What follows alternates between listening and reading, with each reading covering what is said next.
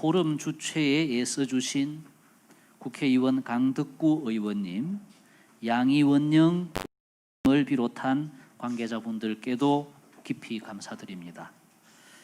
함께 발표해 주실 환경전문가 이유진님, 청소년 기후행동 총괄 코디네이터 김보림님, 이재영 국가환경교육센터장님, 교육부 신두철 민주시민교육과장님, 환경부 심광현 환경교육팀 과장님께도 감사드립니다. 제가 몇 차례 언급을 한 적이 있습니다만 지난해 9월 경남의 창원 상남동에서 열렸던 경남 기후위기 비상행동 행사에 갔을 때입니다. 불안한 미래를 걱정하며 자신들을 멸종위기종이라고 부르는 아이들의 외침을 생생히 듣고 무척 가슴이 아팠던 기억입니다. 우리 세대가 이룬 번영이 어쩌면 아이들의 미래를 희생해서 이룬 것이 아닌가 하는 고민을 합니다. 기후위기 환경재난은 오래전부터 경고되고 예측이 되어 왔던 것입니다. 다만 성장과 발전이라는 미명하에 우리가 애써 눈 감고 있었던 문제입니다. 그 결과 기후위기 환경재난은 더 이상 내일이 아닌 눈앞에 닥친 문제가 되었습니다. 전 세계적으로 많은 환경 난민이 발생하고 있으며 이상기후 현상, 심각한 환경오염이 지구촌 곳곳에서 발생하고 있습니다. 환경은 다음 세대의 미래이자 인간이 누려야 할 가장 기본적인 권리입니다. 오늘 포럼을 통해 환경에 대한 우리의 지난 잘못을 돌아보고 지속 가능한 미래를 위한 비전과 각오를 다졌으면 합니다. 환경 문제는 우리가 만들고 미래 세대가 겪는 아픔입니다. 오늘 이 자리가 환경 문제를 걱정하는 우리 아이들이 새로운 희망을 발견하는 시간이 되었으면 합니다. 뜻깊은 자리에 함께하고 계신 모든 분들에게 좋은 일이 거듭하기를 빌겠습니다. 고맙습니다.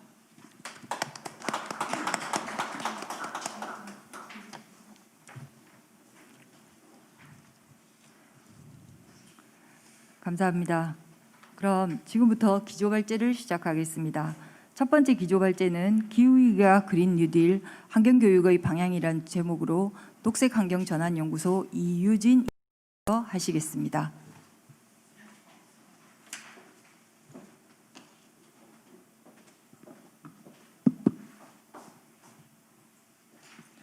네, 초대해 주셔서 감사합니다. 저는 10분 정도를 그린 뉴딜과 기후위기 관련한 내용으로, 그리고 10분 정도를 환경교육에 어떻게 연결했으면 좋겠는지를 여러분께 말씀드리려고 합니다. 기후위기의 심각성에 대해서는 모두 인지하고 계시고, 제가 요즘 느끼는 거는 기후위기의 속도가 상당히 빨라지고 있다, 심각성이 더해지고 있다라는 이런 얘기를 드리고 싶습니다. 그랬을 때 우리가 기후위기를 걱정하는 사람들이 1.5도 IPCC 특별보고서의 내용을 상당히 숙지해야 된다라고 생각하고요. 지난 100년 동안 우리 지구 평균 기온이 1도가 올랐습니다. 지금 1도 오른 세상에서 우리가 살고 있는데요. 이때 이 특별보고서의 핵심적인 내용은 1.5도가 마지노선이다. 1.5도가 마지노선이다. 그러면 1.5도 이하로 안정화하기 위한 우리의 모든 노력을 다 해야 된다라고 얘기하고 있습니다. 지금 저희가 1도 오른 세상에 살고 있기 때문에 이제 남은 건 한 0.5도 차이인데요. 그랬을 때 과학자들이 얘기하는 1.5도의 그 마지노선이라는 그 시점은 지금 이대로 간다면 어느 시점에 도달하느냐라고 했을 때 그 보고서에는 지금 온난화 속도에 따르면 2030년에서 52년 사이에 1.5도에 도달할 가능성이 높다라고 얘기합니다. 그래서 아주 빠르면은 2030년, 그리고 좀 더 여유가 있다면은 52년. 그래서 약 한 40년을 전후로 해서 우리가 이대로 간다면은 1.5도에 도달한다. 그렇기 때문에 아주 특단의 노력들이 필요한데요. 어제 우리 대통령께서 2050년 탄소 중립에 대해서 이야기하셨습니다. 저는 이 탄소 중립의 선언을 상당히 반갑게 생각하지만 동시에 이런 생각이 들었습니다. 길거리에 가서 시민들에게 대통령께서 2050년 탄소 중립을 선언하셨습니다. 이 탄소 중립이 어떤 의미인지 아실까요? 라고 여쭤본다면은 시민들 몇 분이 대답하실 수 있을까라는 생각이 들었습니다. 자, 탄소 중립은 이 그래프를 만들어야 하는 겁니다. 이 그래프는 대기 중에 CO2 농도가 이렇게 배출량이 이렇게 증가해 왔는데 2020년을 기점으로 해서 이게 꺾이기 시작해서 2050년에는 거의 탄소를 배출하지 않는 사회를 만드는 것을 의미합니다. 이 얘기는 2050년, 앞으로 30년 뒤에 석유와 석탄과 가스를 전혀 사용하지 않는 사회를 만들어야 한다는 것이고, 30년에 제로를 만들려면은 지금부터 시작해서 2030년까지는 지금 우리가 사용하는 화석 에너지 소비량을 절반을 줄여야 된다라는 엄청난 변화를 만들어내야 된다라는 것을 의미합니다. 그래서 이 그래프, 넷제로 이 탄소 중립이라는 그래프, 이걸 그냥 표상으로 둘 게 아니라 어떻게 현실로 구현해낼 것인가가 가장 큰 숙제인데요. 그랬을 때 이걸 그냥 우리 열심히 온실가스 줄여봅시다로 안 되기 때문에 등장한 게 그린 뉴딜이라고 할 수가 있습니다. 그래서 그린 뉴딜을 얘기하는 데 있어서 또 탄소 예산 개념이 또 있는데요. 이 자료들을 보면은 우리가 대기 중에 1.5도를 안정화시키기 위해서 이 정도를 배출해야지 그나마 다음 세대에 이 정도를 남겨줄 수 있다는 것을 의미합니다. 근데 우리가 1.5도를 위해서 우리가 앞으로 할 수 있는 이 역할들은 이렇게 탄소 배출량을 꺾어야 된다는 것을 의미하거든요. 그러니까 정말 엄청난 노력과 변화를 해야지 1.5도에서 안정화시킬 수 있다는 것을 의미하고요. 그래서 여기 보시면은 미국과 EU와 한국이 같이 미국 같은 경우에는 2019년 2월 달에 그린 뉴딜 결의안이 나오고, EU도 그린 딜 결의안이 지난해부터 실행이 되기 시작했고, 우리나라도 7월 달에 발표를 했고, 그때 당시에는 탄소 중립 얘기만 있었지만 어제 드디어 우리나라도 2050년 탄소 중립을 가겠다라는 목표치를 발표하게 됩니다.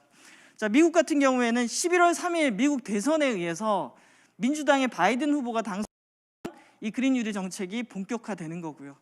그랬을 때 미국의 그린 뉴딜 결의안도 2050년 전에 넷제로, 전 세계 배출량 2위 국가가, 그리고 최대 누적 국가가 넷제로를 가겠다는 거고, 이걸 가기 위해서는 100% 청정 재생 가능 에너지로 전환해야 된다는 것을 의미합니다.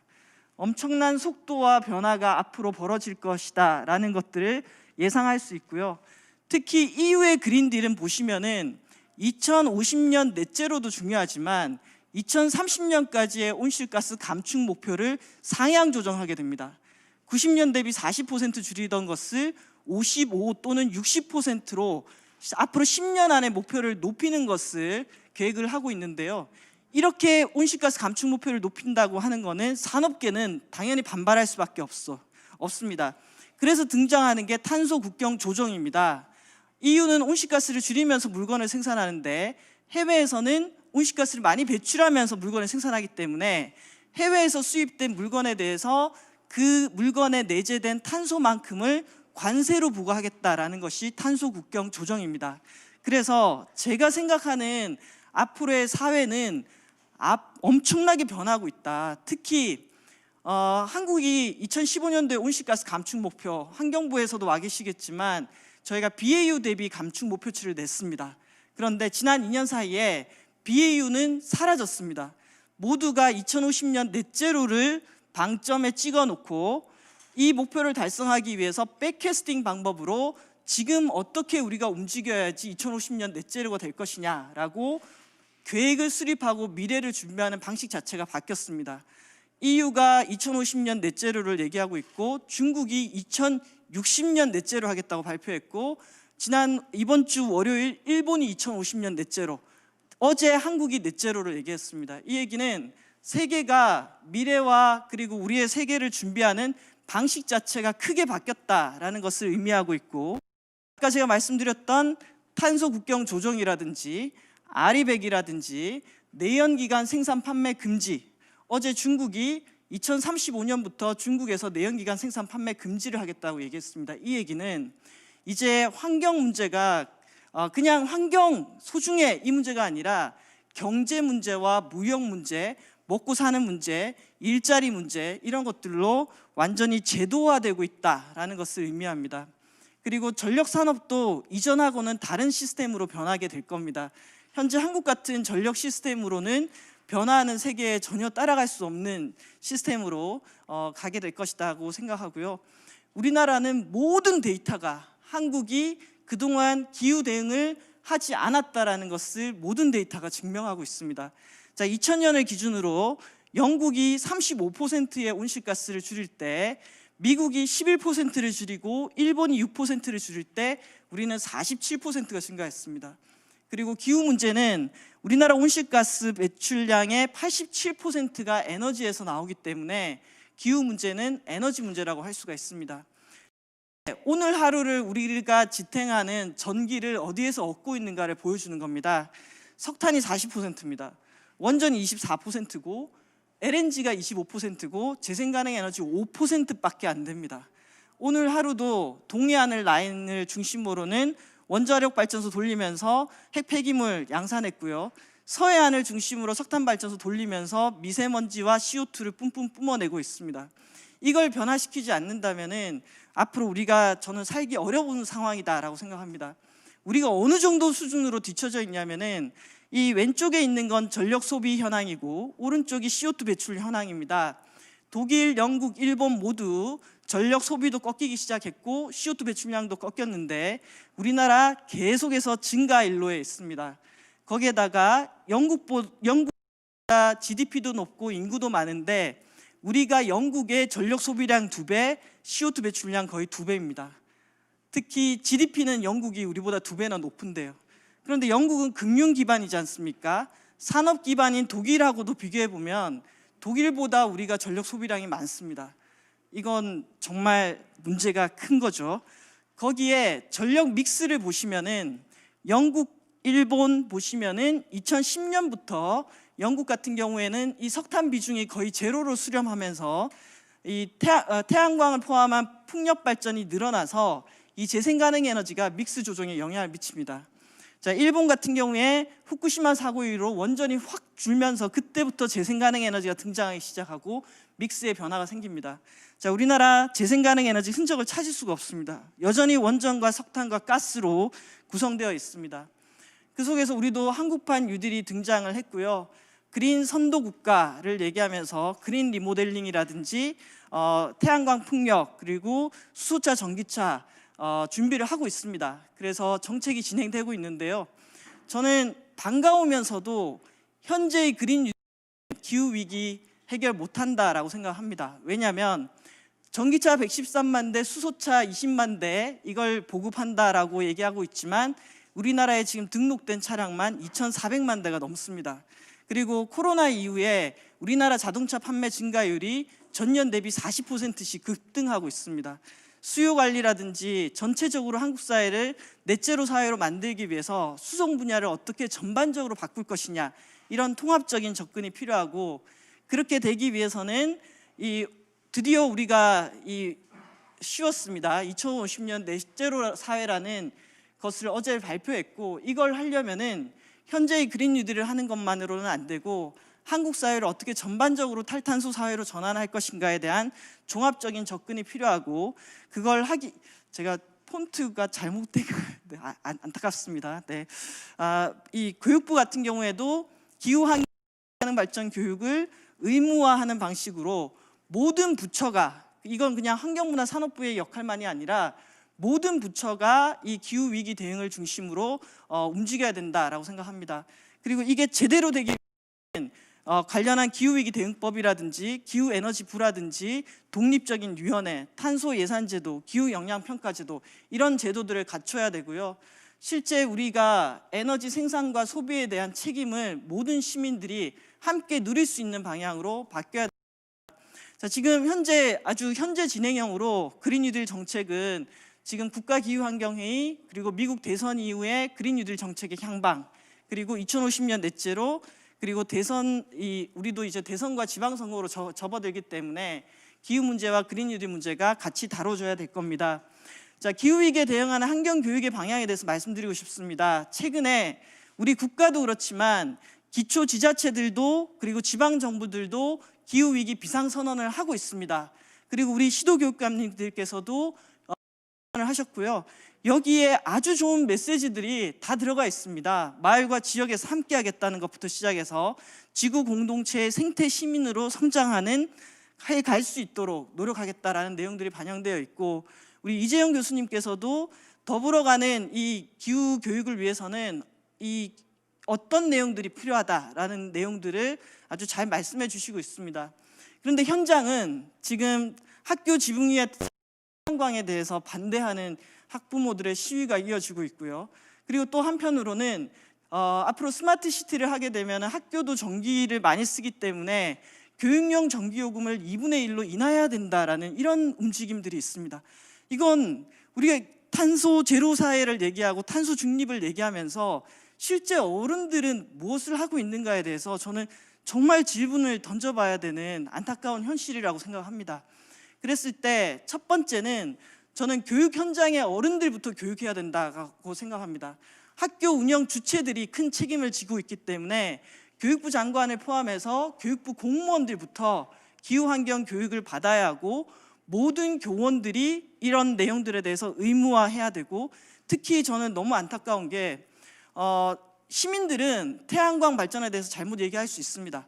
재생가능 에너지 미래 없다라고 얘기할 수 있습니다. 그런데 사회를 책임지는 리더라든지 교장 선생님은 우리나라 재생가능 에너지 안 된다라는 이렇게 무책임한 얘기하면 안 된다고 생각하거든요. 그래서 이분들이 기후위기와 에너지 전환에 대한 인식을 바로 가지셔야 하고, 가급적 우리 리더들께서는 1.5도 보고서 정책 결정자를 위한 요약 보고서는 읽으셔야 된다라고 생각합니다.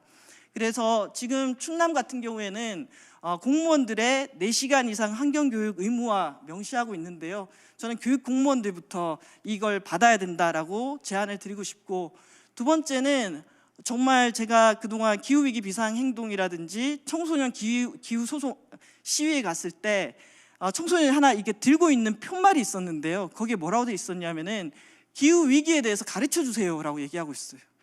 그러니까 이런 교육을 제대로 안 하는 거는 정말 직무유기라고 생각하고 있고, 얼마나 심각한 수준인지에 대한 교육, 그리고 우선순위에 설정되도록 하는 거, 그리고 한계 내에서의 성장이라든지 탄소 예산이라든지 생태 발자국에 대한 개념들을 가르쳐야 되는 거고요. 그리고 동시에 직업의 미래, 앞으로 어떤 직업들과 앞으로 어떤 일들이 우리 사회에서 필요한지에 대한 교육도 해야 되고, 재난에 대비한 생존 교육도 필요하다고 생각합니다. 감축만이 아니라. 그리고 이런 사회적 갈등과 논쟁이 진행되는 부분에 대해서 수기와 토론 교육이 있어야 되고, 자기의 정치적 의사를 표현하고 시위에 참여하는 것에 대해서도 허용할 수 있는 사회가 돼야 된다라고 생각합니다. 그리고 세 번째는 탄소 중립 학교로 전환하는 것이겠죠. 학교를 지속 가능성을 실현하고 온실가스를 감축하는 현장으로 바꿔야 하는데요. 거기에 그린 스마트 스쿨, 이거 최근에 대통령님께서 교육감님들하고 회의하는 장면인데요. 보면은 2025년까지 국비 5조 그리고 지방비 13조 정도를 들여가지고 노후 건물을 개선하는데 리모델링, 스마트 기기, 온라인 플랫폼 이렇게 하겠다라고. 여기서 보면은 국비도 있지만 지방비도 상당히 들어간다라는 것들을 알 수 있고요. 그래서 지역사회의 협조와 협력도 상당히 중요한 부분이고, 그런데 이게 정말 기계적으로 리모델링하고 그 다음에 이 스마트 기기들 설치하고 플랫폼 만드는 것으로 예산 쓰고 끝나면 안 된다라는 생각이 상당히 강하게 들고요. 그랬을 때 이재용 교수님께서 오늘 말씀을 해주실 텐데, 연구를 해서 이걸 가지고 어떻게 하겠다. 학교가 환경교육의 장이자 교재가 될 수 있도록 하고 사람들의 참여를 강화하고 지역사회와 연계하겠다라는 전략을 마련하셨는데 저는 이런 것들이 초기에 세팅될 때부터 깊숙이 반영돼야 된다라는 생각이 듭니다. 그래서 실제 예산만 쓰지 않고 정말 이 기회 자체가 환경교육의 장이 되고 함께 문제를 풀어가면서 우리 사회를 어떻게 디자인해야 하는지에 대해서 서로 학습하는 기회의 장으로 이걸 만들어야 한다는 생각이 들고요. 그렇게 할 때는 성대골이라든지 성대골에서 성남고등학교라든지 또 여기 국사봉중학교하고 지역사회가 단단하게 사례를 만들어 왔던 이런 것들을 저는 참고로 해서 만들 필요가 있겠다라는 생각이 들고 그랬을 때 여기에 지자체와 그리고 마을과 학교가 함께 할 수 있는 모델들을 만들었으면 좋겠습니다. 그러는 데 있어서 환경부의 이런 역할도 있을 거고요. 이게 마지막 모습인데요. 그러니까 그린 뉴딜이 지방 정부에도 구현이 돼야 되고 생태 전환 학교가 또 역할을 해야 되고 공동체가 작동을 해야 되는데 이것이 만나는 공간 안에 스마트 그린 스쿨, 그린 스마트 스쿨이 작동됐으면 좋겠다. 그런데 저걸 하기 전에 공사부터 하는 게 아니라 이런 질문들에 대한 답, 도대체 스마트 하려고 하는 건지, 누가 수립하는 건지, 이 학교에서는 도대체 뭘 가르치는 건지 이런 것들에 대한 질문들을 던져보면서 저는 그림을 그려가야 된다라고 생각합니다. 감사합니다. 예, 감사합니다.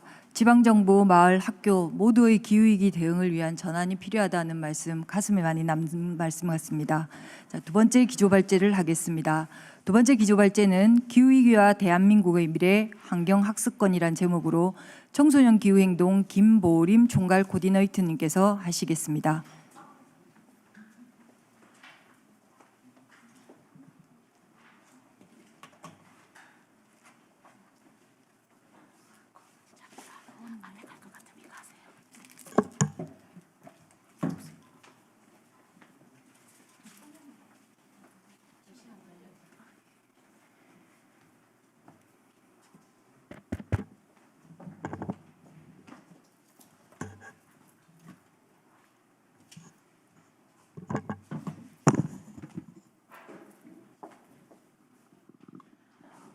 안녕하세요. 저는 청소년 기후행동에서 함께 활동하고 있는 김보림이라고 합니다.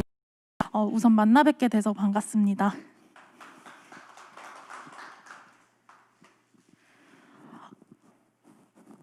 앞에서 이유진 박사님께서 설명해 주셨던 것처럼 최근에 3년간의 이상 기후만 살펴보더라도 이례적이고 되게 빈번하고 강도 높은 재난들이 점점 커지는 것을 우리는 봤던 것 같습니다.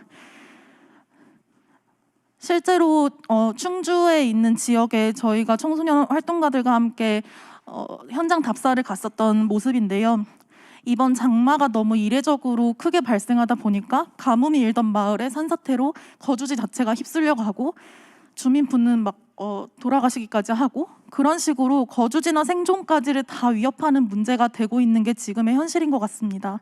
재난의 강도가 단순히 오늘 비가 많이 오네, 오늘 너무 덥네로 끝나지 않는 단순한 불편함에 그치지 않고 있는 게 지금의 현실인 것 같은데요. 그런데 과학자들이 말하는 기후 위기가 심각해진다라고 하는 것들이 이미 내리고 있는 생태계로 증명이 되고 있습니다. 우리나라에서도 생물종의 실제 멸종이 일어나고 있는 모습을 보고 왔었는데요. 한라산에 있는 구상나무가 90% 이상 절멸이 되고 있었고 지구의 평균 온도가 계속 상승하면서 하얗게 질려서 죽은 모습입니다. 이 다음에 저 나무들이 다시 살아나지 않는다는 모습을 보면서 그 피해가 기후위기가 심각해지면서 그 피해가 되게 연쇄적이고 복합적이고 얼마나 거대하게 나타날지에 대한 그런 두려움을 느꼈던 것 같습니다. 앞에서 말씀해 주셨던 것처럼 계속해서 지구의 평균 온도가 상승하면서 전 지구 평균 온도 상승을 막아야 한다라는 논의가 2015년에 파리협약에서 있었고 전 지구 평균 온도 상승을 2도 이내로 가능하면 1.5도 이내로 막자는 논의가 있고 약속을 했었죠. 그리고 1.5도 지구온난화 1.5도 특별 보고서가 채택이 되면서 2도 이상 상승했을 때 산호초가 99% 이상 절멸이 된다라고 말을 하면서 2도와 1.5도 사이의 관계를 이야기하며 우리가 그래도 최소한 생존을 하기 위해선 1.5도라는 지구 평균 온도 상승을 막아야 된다고 말을 했습니다. 안타깝게도 과학적으로 이대로 기후위기가 계속 심각해진다면 재난이 너무 예측된 현실로 증가될 거라는 게 계속 나오고 있고, 심지어 이과생은 보통 감정이 없다라는 말을 많이 했던 것 같은데 과학자들조차 두렵다라는 이야기를 한다라는 말들이 계속 나오고 있습니다. 정부의 보고서를 따르더라도 보고서에 나와 있는 것만 보더라도 이대로 기후위기에 대응하지 않고 기후위기가 이렇게 심각해진다면 우리가 마주할 모습은 정말 많이 변할 것이고 그 모습이 상상 불가능할 정도로 폭염일수가 연평균 3.5배로 늘어난다거나 감귤이 강원도 지역까지만 재배 가능한다라는 사실이 충분한 그런 연구 결과로서 나와 있는 것도 지금의 현실인 것 같습니다. 하지만 기후위기 대응까지는 IPCC 보고서에 따르면 66%의 확률로 7년 2개월밖에 남지 않았다. 2도 온도 상승까지는 시간이 그럼 더 있나? 라고 해도 25년 정도 뒤면은 우리는 2도 이상 온도 상승을 마주할 것이다 라는 게 지금 과학의 예측입니다. 우리가 지금 마주하고 있는 현실은 너무 빠른 속도로 심각해지고 있는 기후 문제 안에서 문제는 너무 심각해지는데 시간은 없고, 하지만 현실은 되게 더디다라는 그런 현실을 마주하고 있는 것 같습니다. 이대로 저는 이대로 그냥 건강하게 만약에 산다면 한 60년, 70년은 더 살아갈 것 같은데요. 제가 살아가는 미래에서 기후 재난이 빈번해지는 게 단순히 올해는 더 덥겠네, 내년엔 더 덥겠네 라고 인지하는 것으로 끝나는 게 아니라는 걸 알기 때문에 그 공포와 두려움은 너무 점점 커져가는 것 같습니다. 이런 상황에서 이런 지금 기후 문제가 계속 심각해지고 있고 시급해지고 있는 이런 현실에서 결국에 우리가 마주할 미래는 과학이 예측하고 있는 예견된 그런 재난이 일상화된 미래, 예견된 기후 파국을 마주하는 미래, 무너지는 생태계와 무너지는 사람들의 삶들을 마주할 거고, 뭔가 지키고 싶지만 지키지 못하는 일상들을 계속해서 마주하는 미래를 마주할 거라고 생각을 합니다. 그런데 문제는 지구상의 어느 누구도 기후 위기로 인한 영향을 피해갈 수 없는 상황에서 누구도 예외 없이 영향을 받지만 누구도 예외 없이 살아남을 수 없다라는 게 죄송해요.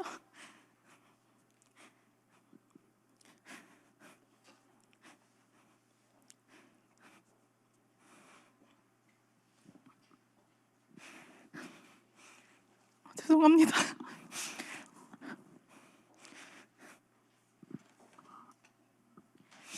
누구도 예외 없이 지킬 수 없다라는 게 지금의 현실 같은데요. 제가 왜 우는지 모르겠는데 저희가 마주하고 있는 현실은 이런 것 같습니다. 변화는 하지 않고 변화를 하기까지는 현실의 벽은 너무 높은데 문제는 너무 심각하고 시간은 없는데 너무 더딘 현실을 마주하면서 도대체 우리가 살아가는 미래에서 얼마나 수많은 불평등을 마주하고 얼마나 최악의 모습들을 마주하며 살아갈지를 생각했을 때는 되게 가혹하고 예견된 그런 미래가 너무 결정이 되어 있기 때문에 뭔가 희망이라고 하기보다는 최악의 상황에 그럼에도 지금 시간이 있고 지금 대응할 수 있으니 그래도 우리는 해보자라는 생각밖에 하지 않는 현실 같습니다.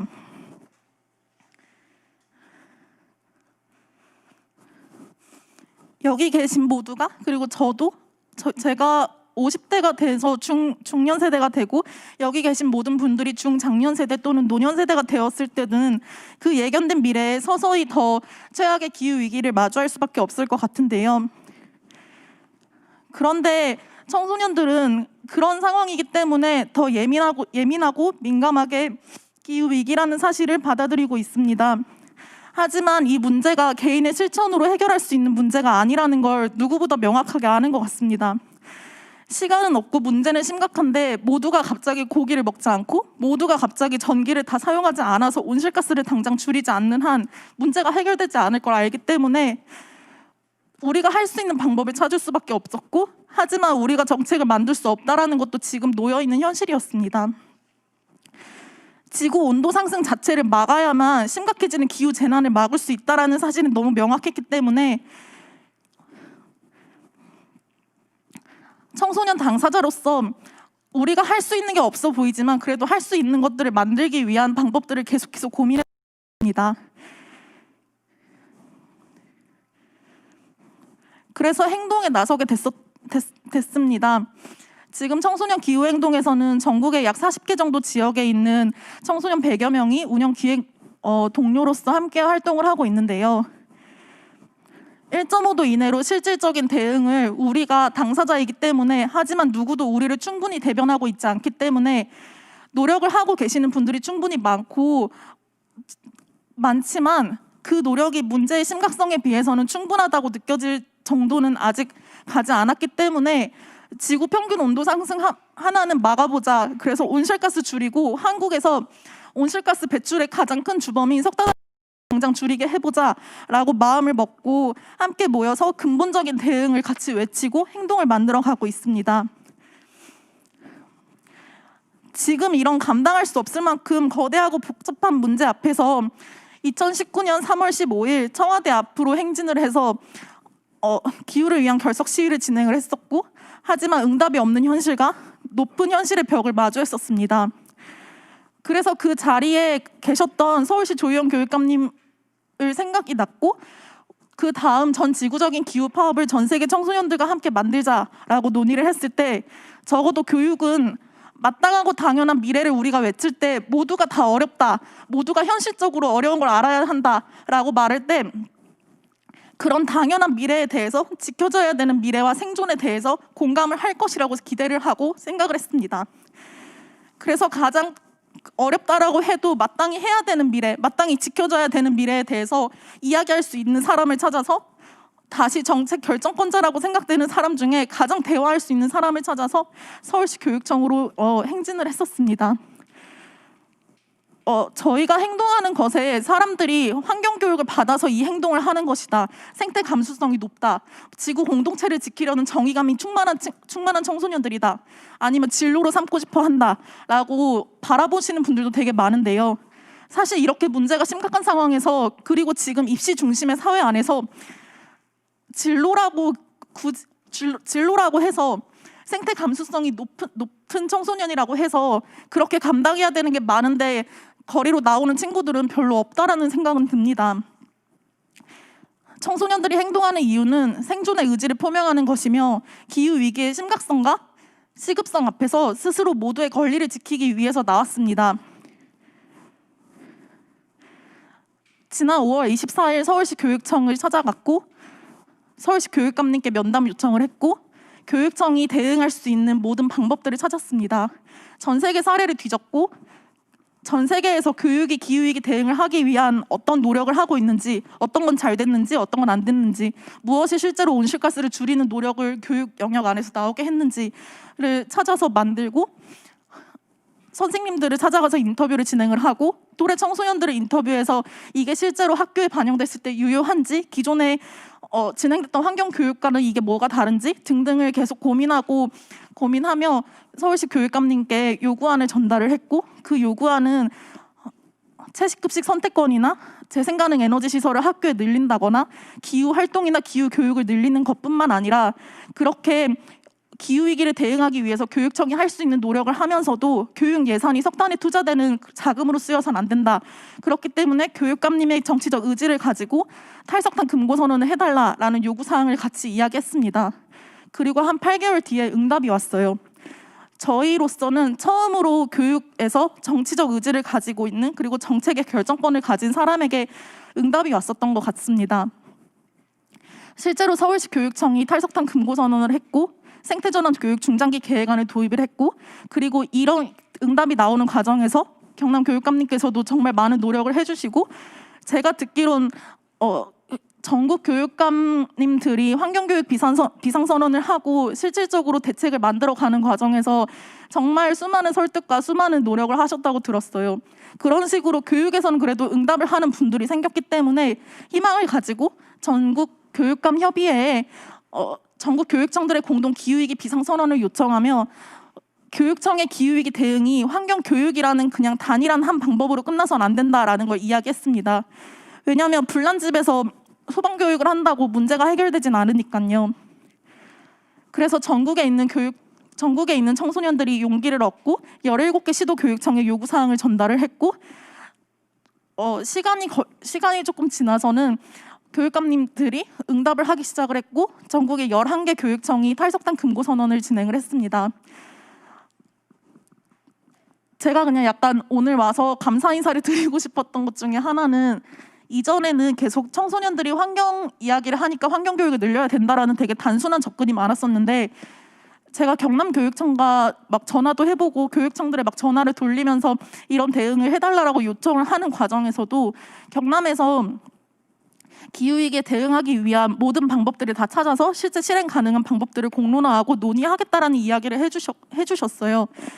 그래서 저는 이게 단순히 구색 맞추기식의 그냥 녹색이라는 좋은 단어를 가져다 쓴 대응이 아니구나를 듣고 감사하다라는 생각이 되게 들었던 것 같습니다. 그리고 저희는 얼마 전 교육부 장관님을 만나서 탈석탄 선언을 요구했습니다. 아마 여기 계신 분들 중에서 많은 분들이 왜 우리한테 와서 탈석탄 선언을 이야기하는 거야? 그건 에너지 문제 아니야? 라고 생각하시는 분들도 많았을 것 같습니다. 그리고 청소년들이 환경교육 이야기를 하는 게 아니라 자꾸만 그런 거대한 탈석탄 문제를 이야기하니까 얘네는 왜 이런 이야기를 할까? 라고 의문을 가진 분들도 있었을 것 같습니다. 교육부에게 탈석탄 선언을 제일 먼저 요구하고 환경교육을 이야기하지 않은 이유는 분명합니다. 우리가 원하는 것은 실질적인 진짜 기후위기 대응이고 환경교육이라는 것만으로 온실가스를 줄이고 심각해지는 문제를 해결할 수 없기 때문입니다. 기후 문제는 선택지가 없습니다. 이미 배출된 온실가스는 주워 담을 수도 없고 상승하는 지구 온도를 막을 수도 없는 상황에서 기후위기를 최악의 상황으로 가지 않게 그 속도를 늦추는 것만이 지금 놓여있는 방법입니다. 그 상황에서 근본적인 대응을 단순히 에너지, 환경을 다루는 그런 정부 부처만이 해야 되는 것이 아니라 모든 사회 구성원과 모든 정책 결정권을 가진 사람들이 최선의 방법을 다해서 온실가스를 줄이고 또 심각해지는 기후 위기 안에서 적응해 나가기 위해서 그런 위기 상황에 대처하는 능력을 키우고 적응해 나가기 위한 방법을 알아야 합니다. 그리고 지금 이 자리에서 논의되고 있고 다들 노력하고 계신 내용도 결국엔 근본적으로 기후 위기 때문에 기후 위기를 해결하기 위해서 이 자리에 모여 있는 것 같습니다. 실제로 서울시에서 생태전환 교육 중장기 계획안이 도입이 되고 나서 서울에 있는 한 학교 고3 청소년이 그게 실행되는 현장을 마주했는데 사실 그냥 자습 시간으로 돌려줬고 12년 전에 있는 그냥 환경 도서를 가져다가 이거 읽으면 기후위기 대응하는 거 세특 써줄 테니까 그냥 그걸로 끝내라 라고 하는 현실을 마주하면서 도대체 이게 실질적인 대응이 맞나? 라는 의문을 가질 수밖에 없었습니다. 제가 오늘 오면서 저희 내부의 청소년 활동가들이 의견을 몇 개 보내줘서 같이 공유를 드리겠습니다. 인천에 있는 서울에 있는 건미지 활동가가 이렇게 말을 했습니다. 생태계 붕괴가 이미 진행되고 있는 기후위기 비상 상황에서 우리가 기후위기에 대응하기 위해 모든 사회 시스템의 전환이 필요한 게 당연하고 교육은 그래서 필요한 거라고 말을 했습니다. 지금의 생산과 소비 구조, 생활 방식과 산업 구조 등의 모든 시스템을 우리는 지금의 생존을 위협하는 기후위기로부터 다 전환을 해야 되는 게 마땅한 선택이기 때문에 그러면 그런 전환을 하는 과정에서 우리가 잘 살기 위한 그런 교육이 그래서 필요하다라고 이야기했습니다. 그리고 인천에 있는 박현성 활동가는 환경교육이 많은 이들이 문제의 심각성과 시급성을 인지하기 위해 중요한 방법이라고 생각을 하지만 그 방법이 아무런 근본적인 해결을 위한 조치를 하지 않고 기후위기는 그냥 심각해. 그러니까 청소년 너네는 당사자야. 그러니까 그 짐을 지고 해결하기 위해서 환경교육 해줄게. 해결 좀 해볼래? 라고 하는 방식의 접근으로서는 문제를 해결할 수 없고 환경교육의 의미가 없다라는 이야기를 전했습니다. 저희가 행동을 하면서 이런다고 바뀔까요? 라는 질문을 굉장히 많이 들었었는데 저도 질문을 던져보고 싶습니다. 이런다고 바뀔지에 대해서 끊임없이 되묻고 끊임없이 확인해 주셨으면 좋겠다는 생각을 합니다. 환경학습권 중요합니다. 지금의 입시 구조를 바꾸지 않는 한 지금의 시스템 안에서 청소년들이 기후위기를 인식하고 행동에 나서고 그런 위급한 상황에 대처하면서 살아가는 데는 인식 자체를 입시 구조는 막고 있습니다. 이미 많은 청소년들이 그 사실을 알고 있기 때문에 환경교육은 그래서 중요하다고 생각을 합니다. 하지만 근본적인 기후위기 대응을 위한 조치가 교육 시스템 전환이 수반된 교육 영역에서의 교육청이, 교육부가, 환경부가 온실가스를 당장 줄이고 그런 시스템의 전환을 하기 위한 준비를 함께 하지 않는 환경학습권은 의미가 없을 것입니다. 중요한 것은 기후위기 대응이라는 것을 알아주셨으면 좋겠습니다. 기후위기 대응을 하기 위해서라고 하는 목적을 가진 방법들은 기후위기 대응을 하려면 온실가스를 줄여야 되는 게 당연하기 때문에 이 방법이 충분한지, 온실가스를 줄이는 데 기여했거나 기후위기를 악화시키는 않았는지, 지구 평균 온도 상승을 막을 수 있는 조치가 같이 포함이 됐는지, 지금의 위기 상황에 충분한 조치들이 함께 마련되고 있는 건지, 기후위기의 상황을 인지하고 적응해 나가고 잘 살기 위한 방법들이 포함된 건지, 그 결과가 우리가 기후위기로부터 더 안전한 미래를 마주할 수 있는지를 끊임없이 되묻고 저희도 계속 바라보면서 되물을 것입니다. 저희 내부의 김석영 청소년 활동가가 한 얘기인데요. 기후교육, 환경교육을 하는 의미 자체는 다가올 미래에 대한 적응과 과거의 실수를 반복하지 않기 위한 것인데 현재의 업보를 짊어지기 위해서 청소년들에게 너네가 인식하고 똑똑해져서 나중에 먼 미래의 재앙을 해결하는 사람으로 커라 라고 하는 것에 머문다면 결국 문제의 본질은 해결할 수 없고 미래 세대라고 부르긴 하지만 미래에만 존재하는 세대로서 책임을 전가하는 행위라고 할 수밖에 없다라는 이야기를 합니다.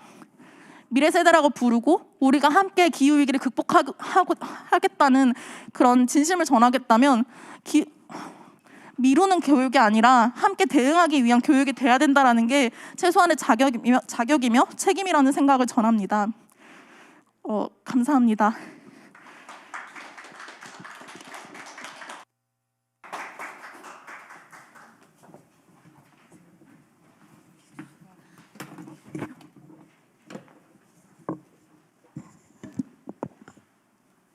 예, 저까지 마음을 다시 한번 생각해봐야 되는 시간이었던 좋은 발제였던 것 같습니다. 그럼 지금부터 기후위기 환경재난 극복을 위한 오늘 우리의 실천이라는 주제를 가지고 6분의 패널께서 발제를 하시겠습니다. 첫 번째 발제자는 학교환경교육정책연구단 실문위원이신 이재영 국가환경교육센터장님이십니다. 발제 제목은 기후위기 환경재난 시대 학교환경교육 활성화를 위한 정책 제안입니다.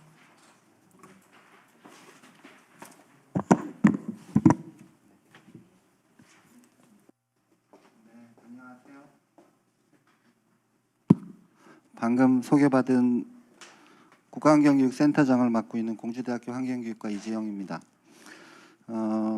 저는 이번에 학교환경교육 활성화를 위한 정책연구단의 실무위원으로도 같이 참여를 했고요.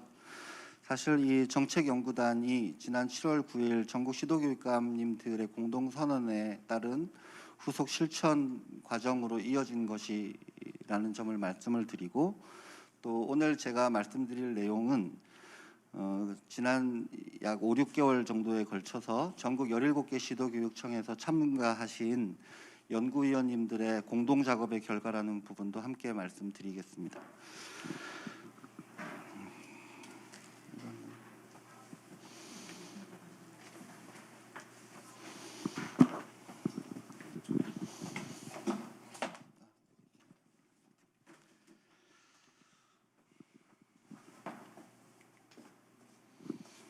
인간은 굉장히 뛰어난 이성을 가진 존재이고 때로는 영혼을 가진 존재라고 비유되긴 하지만 사실 인간은 동물입니다.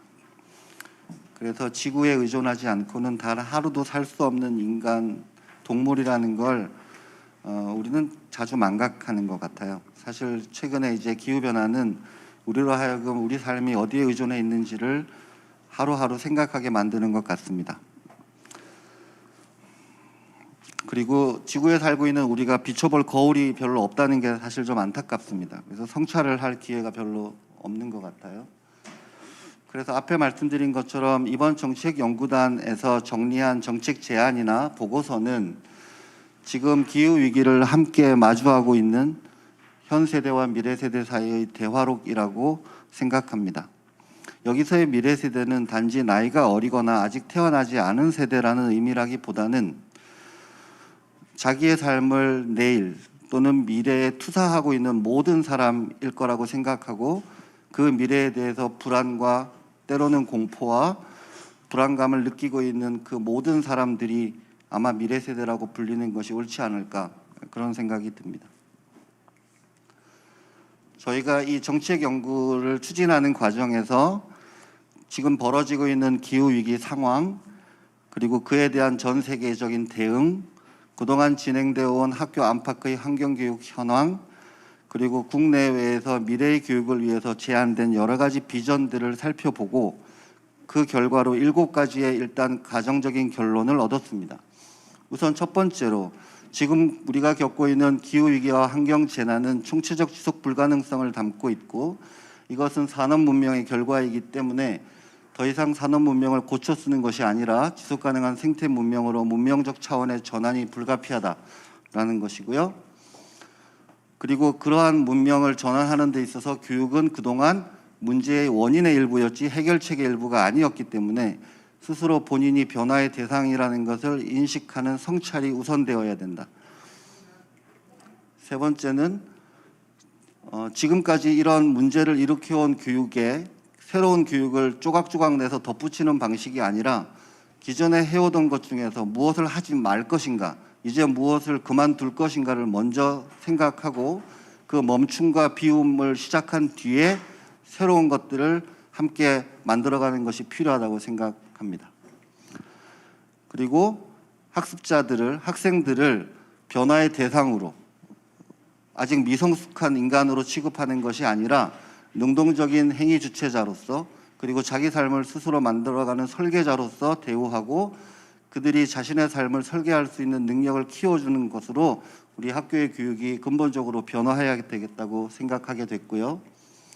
그런 의미에서 지금 지구 전체적인 기후위기와 환경재난을 극복하기 위해서는 지구 전체적인 세계 시민으로서의 감수성과 생태적 원리에 대한 깊은 이해와 민주시민으로서 공동체 구성원들과 함께 우리가 겪고 있는 이 문제를 풀어갈 수 있는 능력을, 역량을 가질 수 있도록 환경학습권을 보장해야 될 뿐만 아니라 기존의 교과 중심, 문제풀이 중심의 교육과정을 단계적이고 구조적으로 혁파해 가야 된다고 생각합니다.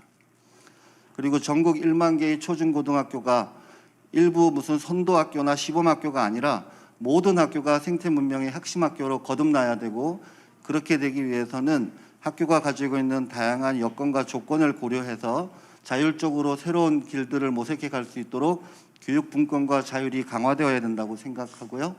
끝으로 이제는 선언과 약속을 실천과 행동으로 옮길 때이고 만약 필요한 것과 가능한 것이 부딪힌다면 우리는 필요한 것을 선택하고 그것을 가능하게 만들어야지 가능한 것인가를 잣대를 가지고 필요한 것을 저울질해서는 안 된다고 생각합니다. 저희는 이러한 7가지 결론을 바탕으로 해서 새로운 정책을 만들어가기 위한 로직을 다음과 같이 세웠습니다. 우선 첫 번째로 지금 우리가 기후위기와 환경재난이라고 하는 인류가 겪어본 적이 없는 전대미문의 위기 상황에 처해 있다는 것을 명확하게 인식하고 그 원인이 단지 기존 문명의 부작용 정도가 아니라 그 문명의 뿌리의 원인이 있다는 걸 깨닫고 생태 문명으로의 전환을 모색해야 되고 그 생태 문명의 전환 과정은 결국 새로운 인간의 탄생을 필요로 하는 것이고 그런 지구 생태 시민이라는 새로운 인류로 거듭나기 위해서는 환경 학습권이 철저하게 보장되어야 하고 그런 학습권의 환경 학습권의 보장 과정을 실제로 구현해 가는 것으로서 교육 자체가 생태적으로 전환해야 된다고 생각합니다. 이런 정책 개발을 위한 논리적 근거를 바탕으로 해서 앞으로 우리가 그린스마트 미래학교를 포함해서 학교 내에서 환경교육을 강화하는 과정에 4가지 원칙을 도입할 필요가 있다고 생각했습니다. 첫 번째 원칙은 지금 우리는 학교라고 하는 곳에서 기후변화와 환경재난을 극복하기 위한 새로운 변화를 모색하고 있습니다. 따라서 교육과 환경이 아주 큰 틀에서 협력할 수 있는 새로운 모델을 만들어야 된다고 생각합니다. 교육부와 환경부, 지자체와 교육청, 또 일선 현장에서 양쪽의 전문성을 가진 사람들과 예산과 조직을 가진 그룹이 각자 자기의 시스템 내에 갇혀서 매우 좁은 시야로 문제를 접근하지 말고 큰 틀에서 새로운 협력의 구조를 만들어내어야 되고, 그린과 스마트가 따로 놀아서는 절대 안 되겠습니다. 그린과 스마트는 함께 아주 내재적으로 결합해서 추진해야 지금 우리가 겪고 있는 문제를 해결할 수 있는 실마리로 이어질 수 있다고 생각하고요. 세 번째는 그린 스마트 미래 학교든 학교 환경 교육 강화 방안이든 이게 학교에서 이루어지는 한 가장 중요한 목표는 학습자들의 의미 있는 변화이고, 그래서 교육적 목표로서 지구 생태 시민으로 성장하도록 돕는 것과 앞에서 얘기한 것처럼 실질적으로 탄소 배출량을 줄이고 2030년까지 모든 학교가 탄소 배출 제로에 도달할 수 있도록 하기 위한 환경적 목표가 동시에 추구되어야 된다. 이 둘은 어떤 것이 선택되거나 또는 별개로 추진되어서는 안 된다는 것입니다. 그리고 이 그린과 스마트라는 것을 통해서 학교의 교실이 학교 울타리에 갇히지 않고 지역과 마을로 그리고 자연 생태계를 향해서 확장되어서 이 모든 것이 아이들의 교실이 될 수 있도록 도와주는 노력을 해야 되겠다. 이게 4가지 추진의 원칙입니다. 그래서 이 4가지 원칙 하에 앞으로 구체적으로 추진할 실행 전략, 전환을 위한 실행 정책을 수립하기 위한 기반 구축 정책으로 3가지를 제안을 드리는데요. 하나는 미래 세대의 환경학습권 보장을 위한 법적 기반을 만드는 것입니다. 다행스럽게 저희가 이 정책을 만들고 있는 과정에서 강덕구 의원님께서 교육기본법과 환경교육진흥법을 비슷한 취지로 발의하셔서 아주 즐거운 마음으로 놀랐습니다. 그리고 두 번째로 학교 안팎을 연결하기 위한 그린 스마트 연결 플랫폼이 필요한데, 환경부는 이미 이런 의도를 가지고 올해 환경교육 플랫폼 설계도를 거의 마쳤습니다. 이 설계도가 실제로 학교 안팎에서 내실 있게 운영되려면 환경부의 노력만으로는 절대 불가능합니다. 그래서 10,000개의 학교와 4,000개가 넘는 학교 밖의 환경교육 시설을 실질적으로 연결할 수 있도록 공동의 추진단을 만들고 운영하는 것이 좋겠습니다. 그리고 이 모든 사업을 추진하기 위해서는 안정적인 예산이 필요한데, 지금 앞에 말씀하신 것처럼 약 20조 원의 그린 스마트 미래학교 예산을 시설 투자를 하는데 올인하는 것은 절대 부적절하다고 생각하고, 최소한 그중에 5%, 어느 선이 적절한지는 논의가 필요하겠습니다만 사람과 프로그램에 전문가들이 실질적으로 참여할 수 있도록 예산 편성 단계에서부터 변화가 필요하다고 생각하고요. 이걸 단지 시설과의 사업으로 취급해서는 안 된다고 생각합니다. 다음으로 이 기반 위에 학교에서 구체적으로 전환을 실행하기 위한 정책으로 3가지를 제안을 드렸는데요.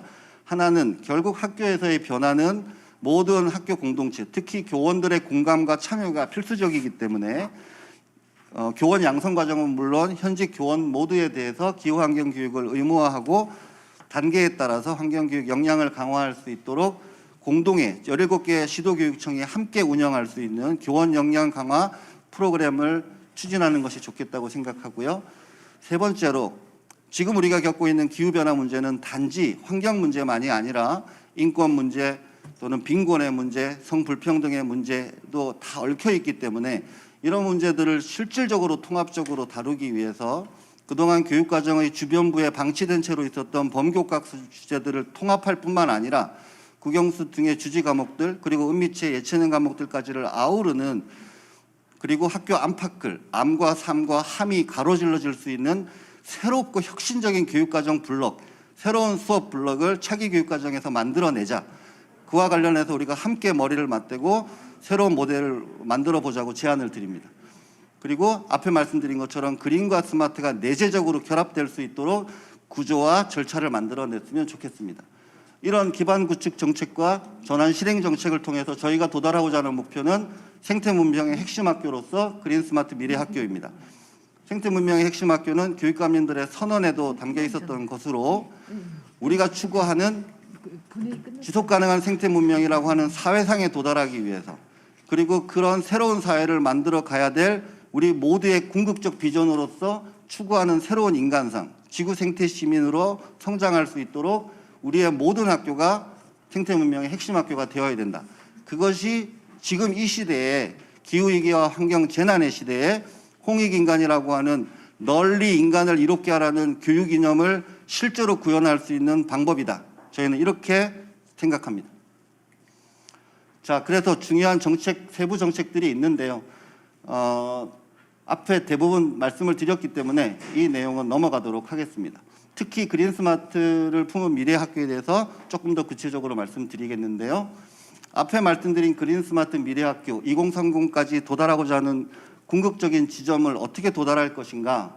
우선 스마트라고 하는 과학기술은 우리가 그린스마트 미래학교 또는 지속가능한 생태 문명으로 가는 데 있어서 중요한 지적 자산입니다. 생태주의자들의 어떤 분들은 과학기술에 대해서 굉장히 부정적인 분들도 있습니다.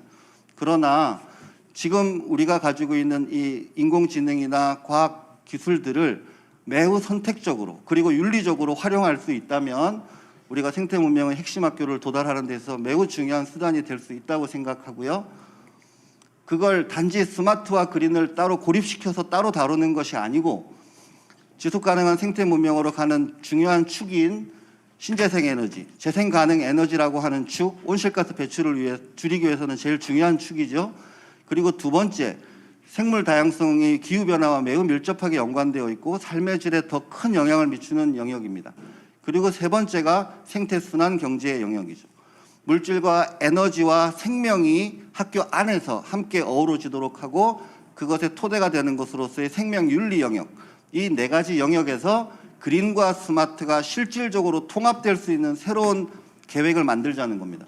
근데 학교가 혼자 이렇게 할 수는 없습니다.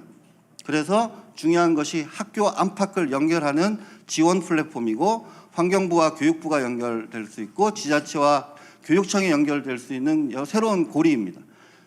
그리고 더 나아가서는 앞에 말씀드린 대로 교실이 학교를 넘어서 마을과 지역이 교실이 되고 자연이 교실이 되고 또 학교 시설이 지역 분들과 함께 이용할 수 있는 복합 시설이 되기 위한 새로운 기획, 그리고 그곳에서 새로운 일자리들이 만들어질 수 있고 아이들은 자기 지역에 대한 깊은 이해를 바탕으로 지구에 대한 상상력을 가질 수 있는 그런 밸런스 있는 교육이 학교 현장에서 이루어질 수 있다고 생각합니다.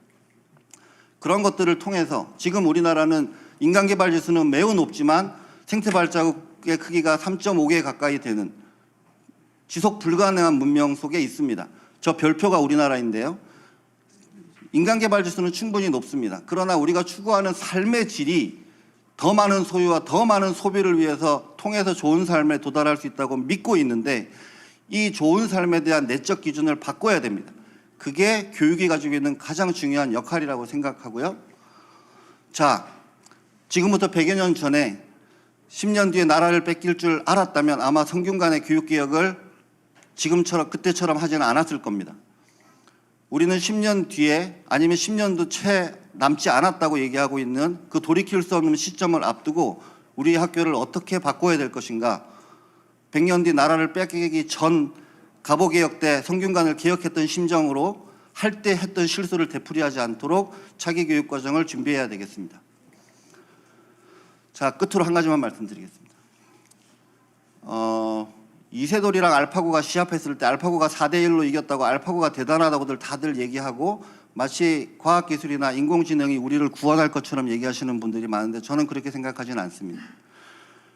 알파고는 이세돌보다 전기를 3만 100 이상 에너지를 쓴 것으로 알려져 있습니다. 우리는 오히려 알파고와 이세돌의 시합을 통해서 그 3만 분의 1이라는 적은 에너지를 가지고도 대등하게 시합을 했던 인간 이세돌의 잠재성을 더 높이 평가해야 되는 게 아닐까요? 오히려 이세돌에게는 건강하고 따뜻한 밥 한 끼면 충분했습니다. 알파고는 수많은 전기를 생산하면서 온실가스를 어마어마하게 배출했습니다. 세상에 공짜 점심은 없다는 게 생태계의 중요한 원리입니다. 우리가 함께 그린스마트 미래학교를 추진할 때도 이 말을 꼭 기억했으면 좋겠습니다. 미래교육은 과학교육과 아마 디지털 교육이 함께 두 날개로 날아가게 될 것입니다. 그렇지만 이웃과 자연에 대한 윤리가 없는 과학은 맹목일 뿐입니다. 감사합니다.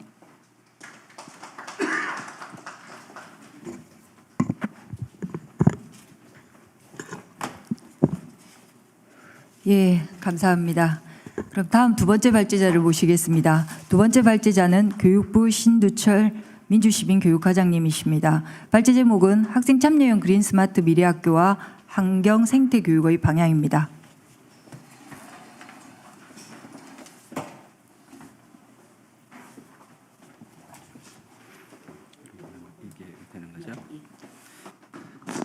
네, 먼저 인사드리겠습니다. 교육부 민주시민교육과장입니다. 반갑습니다.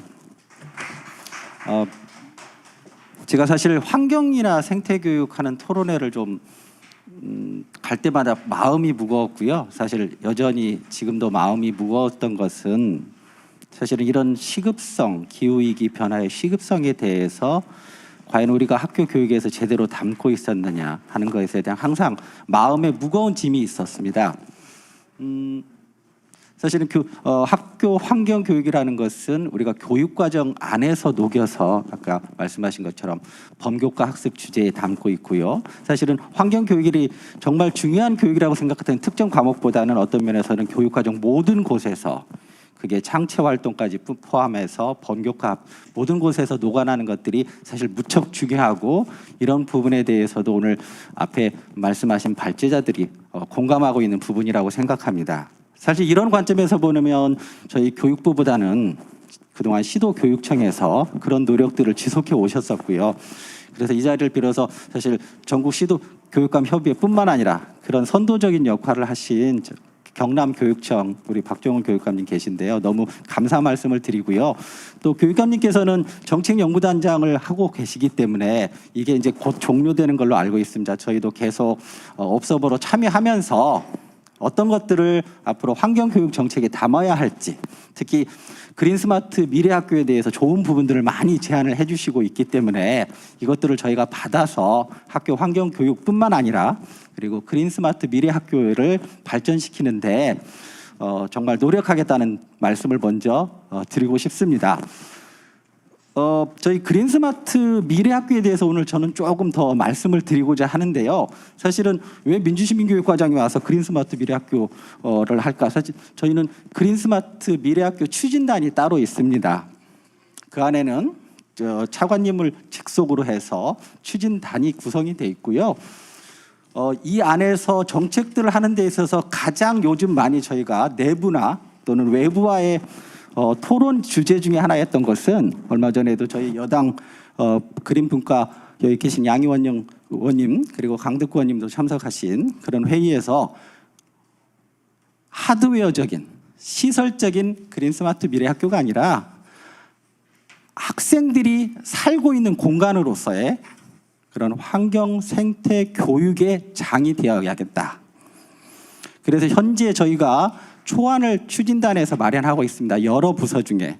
근데 저희가 미래학교, 그린스마트 미래학교에서의 컨텐츠 부분, 즉 이것이 그냥 만들어져서 끝나는 공간이 아니고 계속 강조하셨던 환경 생태 교육의 장으로서 어떻게 만들 것인가를 저희가 지속적으로 이야기를 하고 있고요. 이런 관점에서 몇 가지 그린스마트 미래학교의 현재까지의 그런 어떤 큰 상을 좀 말씀드리고 싶습니다. 그린스마트 미래학교가 한 세 가지를 동시에 담고 있던 느낌이 드시는 것처럼 4차 혁명 시대 안에서의 다양성, 창의성, 특히 학습자가 중심. 저희가 OECD 나침판, 학습자 나침판을 많이 이야기하고 있죠. 학생이 주도하고 학생이 스스로 문제를 해결하는 그런 미래학교의 상을 가지고 있습니다. 근데 이 안에 미래학교를 구성하는 건 큰 틀은 두 가지죠. 보신 그대로처럼 그린 그리고 스마트인 겁니다.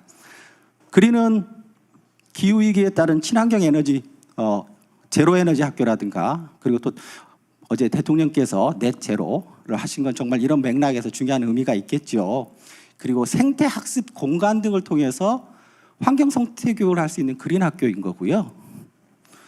또 다른 스마트 관점을 통해서 디지털 기술을 활용하는 원격 교육, 특히 코로나 시대의 원격 수업에 있어서 필요한 이런 디바이스라든가 또는 와이파이라든가 이런 부분들이 결합된. 근데 이것은 단지 그냥 원격 수업일 뿐만이 아니라 시민으로서 양성하는 데 있어서 필요한 미래 학습이 가능한 스마트 환경을 조성하는 겁니다. 저희 관점에서 가장 중요한 부분은 그러면 이 그린을 어떻게 만들어낼 것인가, 이 미래학교에서의 그린 부분을 상을 지금 만들어 가고 있는데요.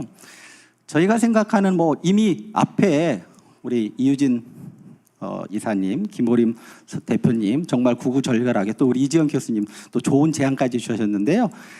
다행히 저희가 그린 스마트 학교를, 미래 학교를 만드는데 좋은 경험을 가지고 있습니다. 얼마 전까지 교육감님도 아시겠지만 공간 혁신을 진행을 하는 과정에서 처음부터 학생들 그리고 학교를 생활하는 우리 사용자들이 처음부터 이 공간 혁신을 할 때 설계에 참여를 했었습니다. 저희가 그 부분 중에 특히 공간 수업 프로젝트라는 것을 통해서 공간 혁신을 하는 학교에 대해서는 처음부터 학생들의 목소리를 담고 이건 수업 안에서 만들어주고요. 근데 그들이 건축가는 아니지 않습니까? 건축 설계자는 아니었죠.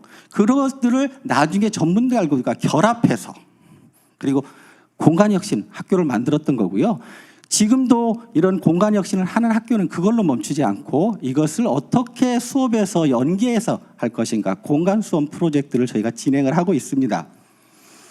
그런 관점에서 본다면 크게 앞에서 말씀하신 학생이 중심이 되어야 하는 겁니다. 그린 스마트 학교는. 왜냐하면 그들의 생활의 장이기 때문에, 일상생활의 장이기 때문에.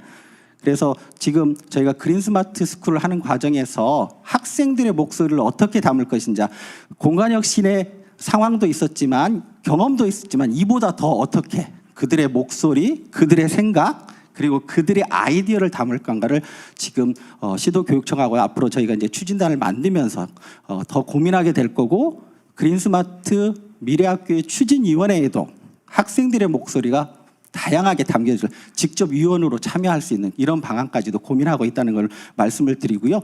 그런 관점에서 OECD에서 나침반 2030에서 이야기하는 학습 주도성은 무척 중요한 부분이라고 생각합니다. 학생이 참여하고 설계에 같이 일원으로서 들어가는 것 부분이고요.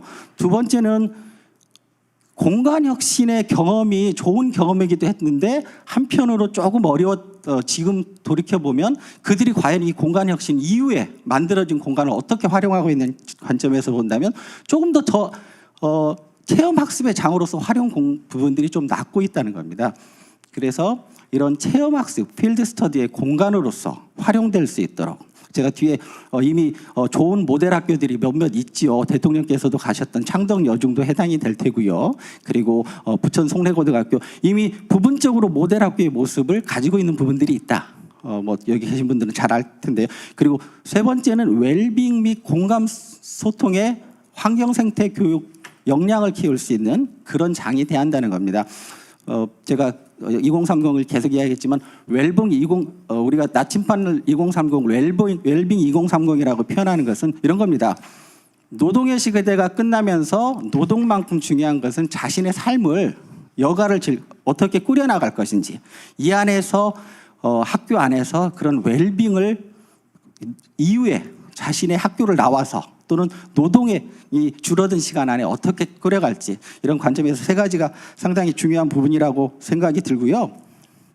시간이 지금 사회자께서 빨리 끝내달라고 얼마 시작하지 않았지만 그래도 저는 또 사회자 말씀을 좀 들어야 하니까, 그래서 저희가 부서에서 생각하는 이걸 지금 추진단하고 같이 하고 있는데요. 교육과정 연계 그린 스마트의 미래학교의 모델상은 이런 모습이지 않을까 생각이 됩니다. 학생 주도, 체험 공간, 웰빙 등 시민성을 함양할 수 있는 공간이고요.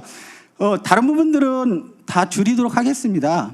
이미 몇몇 학교들이 완전체의 모습에 가까운 그린 스마트 미래 학교를 만든 곳도 있고요. 부분적으로 아주 잘 파트별로 나온 학교들이 있습니다. 예를 들면 대전 봉우중학교 같은 경우는 생태교육을 통해서 코로나 블루라고 이야기하는 이런 심리 방역에 성공적으로 대응하는 학교들도 있고요. 그리고 부천 송내고등학교는 크게 4가지 관점에서 환경 교실로서 그리고 신재생 에너지 존으로서 이런 것들을 적용하고 있는 부분들이 있습니다. 이런 모습일 겁니다. 그린 스마트 학교는 학생들이 직접 참여해서 자신들이 그 설계를 만들어 갈 거고요. 전문가들의 도움을 받아서 만들어진 학교는 신재생 에너지, 이건 저희 그린스마트 학교에서 아주 중요한 부분이 되겠죠. 그리고 생태 교실로서의 자신들의 그런 교육을 할 수 있는 그런 장이 될 겁니다. 단지 그냥 일순간에 참여했던 그런 모습은 아닐 거라고 생각이 되고요.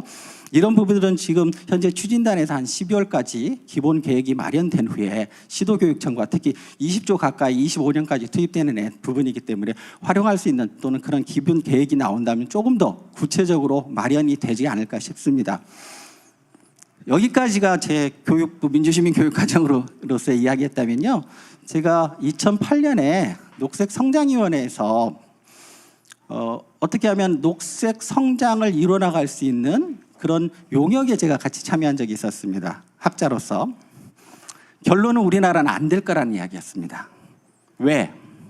잉헬하르트가 탈물질주의 사회로 진입해야 한다라고 이야기했죠. 우리는 아직까지는 탈물질주의 사회가 아닙니다. 사실은 환경교육이나 환경의 문화를 만들어 간다는 것은 우리가 일정의 물질을 포기할 줄 아는 그런 사회로의 전환들이 이루어지는 것들, 정말 당연히 먼저 급한 불도 껴야 하지만 이런 환경교육적인 차원에서 문화적인 차원에서의 그런 탈물질주의 사회로 벗어나는 그런 전환이 무척 저는 필요할 거라고 생각이 되고요. 반 고흐가 그런 이야기를 했었죠. I never get tired of the blue sky. 나는 푸른 하늘이 절대 질리지 않는다.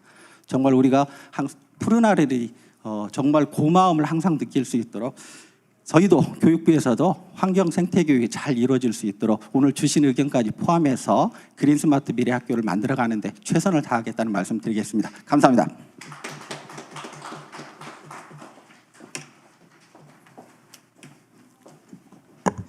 예, 감사합니다. 세 번째 발제자는 환경부 심강영 환경교육팀 과장님이십니다. 발제 제목은 기후위기 환경재난 시대의 제3차 국가환경교육 종합계획입니다.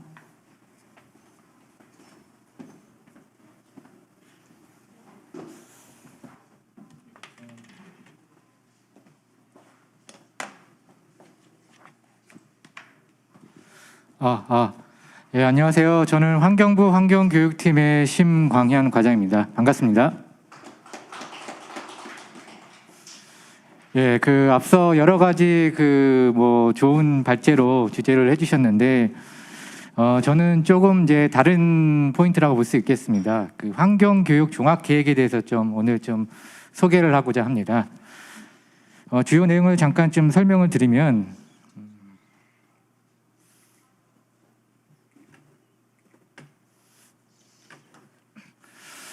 앞서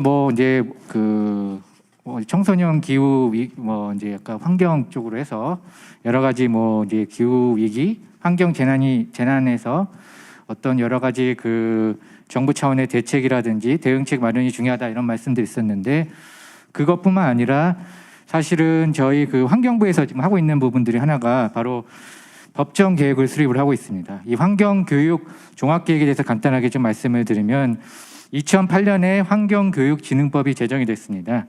그때 이제 환경부 장관이 5년마다 계획을 수립하도록 되어 있습니다. 이 법정 계획에 따라서 저희가 이번에 3차 계획을 수립을 합니다. 그래서 2차 종합계획 같은 경우는 2016년부터 20년까지 해서 올해 만료됨에 따라 저희가 수립하는 계획인데, 이 계획이 갖는 의미는 어떤 부분이냐면 기본적으로 우리 환경교육, 국가환경교육에 있어서 기본이 되는 MP라고 볼 수 있는 마스터 플랜을 제안하는 계획이라고 보시면 되겠습니다. 그래서 환경교육의 비전과 목표를 보여주고, 그리고 주요한 환경교육 정책이 무엇이 있는지, 그리고 세부 추진 과제에 대해서 이 계획에서 세부적으로 제시를 하게 되겠습니다. 그리고 아까 여러 가지 얘기가 나왔던 것 중에 하나가 환경 학습권을 보장한다는 부분이 있습니다. 저희 환경부에서도 그 부분이 굉장히 중요하다고 보고 있습니다. 환경권 외에도 어떤 청소년들이 이런 학교에서라든지 또는 학교 외의 공간에서 환경과 관련해서 교육을 받을 수 있는 이런 권리가 반드시 보장이 돼야 된다고 보고 있기 때문에 저희는 그러한 측면에서 환경교육 종합계획에 대한 비전과 목표를 이번에 설정을 했습니다.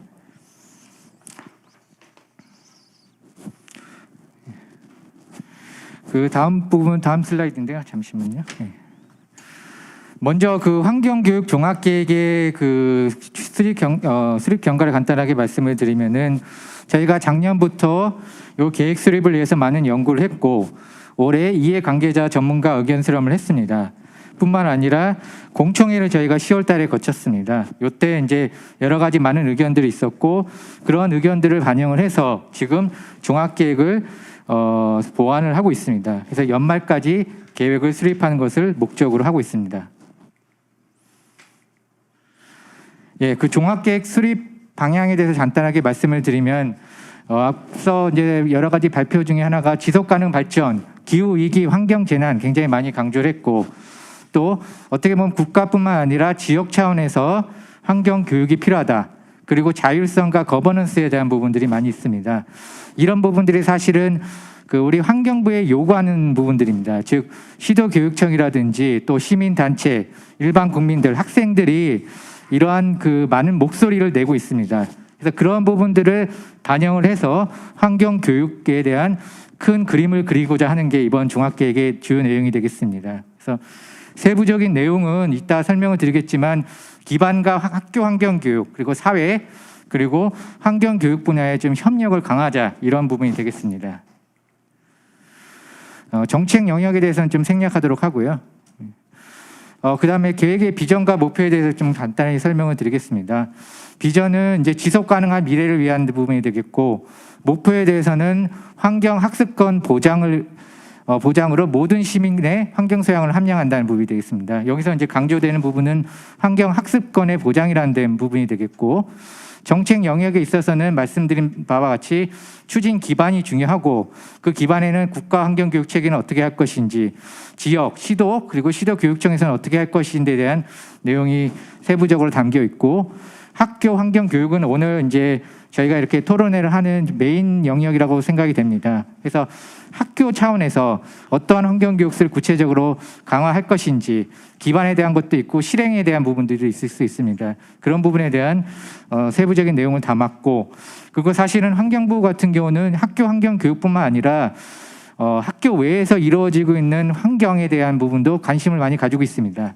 이걸 저희가 이제 사회 환경 교육이라고 하는데 이러한 사회 환경 교육을 위한 기반도 많이 갖추어질 필요가 있습니다. 그래서 그런 부분에 대해서 좀 세부적인 내용을 담고 있고 그리고 이러한 환경 교육을 위해서는 정부뿐만 아니라 시도교육청, 지자체를 포함을 해서 시민단체 모든 관련된 이해 당사자들의 협력이 필요합니다. 그래서 그런 부분에 있어서 국가와 국가 간에, 국가와 지역 간에 그리고 국제적으로 환경교육 강화를 위한 세부적인 내용이 담겨 있습니다. 그 세부 추진 부분은 제가 자세하게는 말씀 안 드리겠습니다. 자료로 좀 가름을 하되 국가 환경 교육에 있어서는 오늘 이제 얘기가 나오겠지만 그 법을 좀 개정해야 되는 부분들도 있습니다. 그래서 이제 지금 현재 강덕구 의원님을 포함을 해서 여러 가지 환경교육진흥법이 지금 개정에 대한 논의가 이루어지고 있고 그리고 어제 날짜로 우리 노웅래 의원님으로 발의로 해서 환경교육법 그 전부 개정 법률안도 현재 제출이 국회에 발의가 된 상황입니다. 그래서 이런 법률을 통해서 국회 차원에서 어떻게 법적으로 제도적으로 환경 교육을 강화할 것인지에 대한 논의가 좀 필요한 부분이 있고 그러한 세부적인 법의 그 전부 개정안에 들어있는 세부적인 내용에 대해서 이 종합계획에도 담고 있습니다. 그리고 그 외에도 이제 어떤 예산을 확대한다든지 그리고 또 환경교육을 또 강화하기 위해서는 국가환경교육 관련된 전문 기관이나 또는 센터의 기능을 강화해야 된다 이런 얘기들도 있습니다. 그리고 지역 환경 교육에 대한 부분에 있어서는 국가 외에 이제 지자체에서도 지금 지역 환경 교육 센터가 있고 그리고 또 시도 교육청에서도 지금 적극적으로 각 관할 영역 내에서 그 환경 교육을 하고 있습니다. 그런 부분에 대한 부분이 되겠습니다. 그리고 이제 학교 환경 교육은 아까 좀 말씀을 드렸는데 이제 교육 과정 내에서 어떻게 좀 환경 교육을 강화할 것이냐에 대한 부분들 그리고 그 외에도 이제 실질적인 실행을 지원할 수 있도록 어떤 식의 프로그램을 개발한다든지 그리고 대학의 환경 교육을 강화하는 부분들 이런 부분에 대한 논의가 세부적인 부분이 담겨 있다고 보시면 되겠습니다. 그리고 교원에 대한 전문성 강화에 대한 부분도 내용이 담겨 있고요.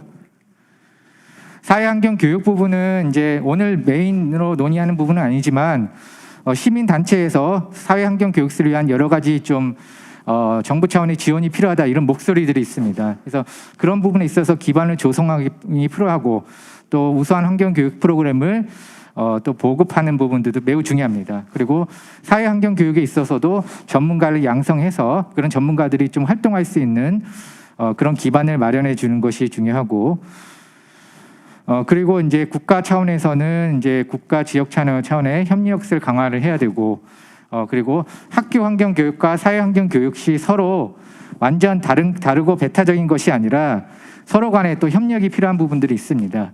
그래서 그런 협력을 좀 강화하는 부분들 그리고 국제 협력을 좀 강화한다는 부분이 되겠습니다. 향후 계획 부분은 이러한 종합 계획을 수립을 지금 초안을 마련을 하고 있고 오늘도 이렇게 이제 저희가 좀 소개를 하고 또 의견도 듣고 이런 자리를 갖는데 연말까지 저희가 좀 계획을 좀 확정을 하려고 합니다. 이제 마지막으로 좀 마무리 말씀만 드리면은 제가 알기로 있기로는 2018년도에 그 스웨덴에서 그레타 툰베리라고 하는 그 10대의 환경 활동가라고 하시는 그분이 이제 어떻게 보면 기후 위기 시대에 환경 교육의 중요성을 굉장히 좀 많이 강조했다고 보고 그런 측면에서 국내에서도 이제 청소년 기후 행동을 포함을 해서 여러 이제 환경 교육에 대한 중요성 그렇기 때문에 올해 이제 학교 환경 교육 비상선언식도 있고 여러 가지 이제 환경 교육에 대해서 국회의원님들도 많이 관심을 가지고 이렇게 또 법안도 발의를 하고 굉장히 좀 좋은 타이밍이라고 저는 생각이 듭니다. 그래서 이렇게 기후 위기 그리고 환경 교육의 중요성이 강조가 되고 있는 이런 시점에 법안들도 좀 활발하게 좀 개정이 되고 그리고 이 종합 계획도 5개년짜리 종합 장기 계획입니다. 그래서 이런 계획에도 좀 좋은 내용들이 많이 담겨가지고 우리 국가 환경 교육에 있어서 좀 체계적으로 이런 교육이 좀 이루어질 수 있는 그런 계기가 됐으면 좋겠습니다. 이상입니다.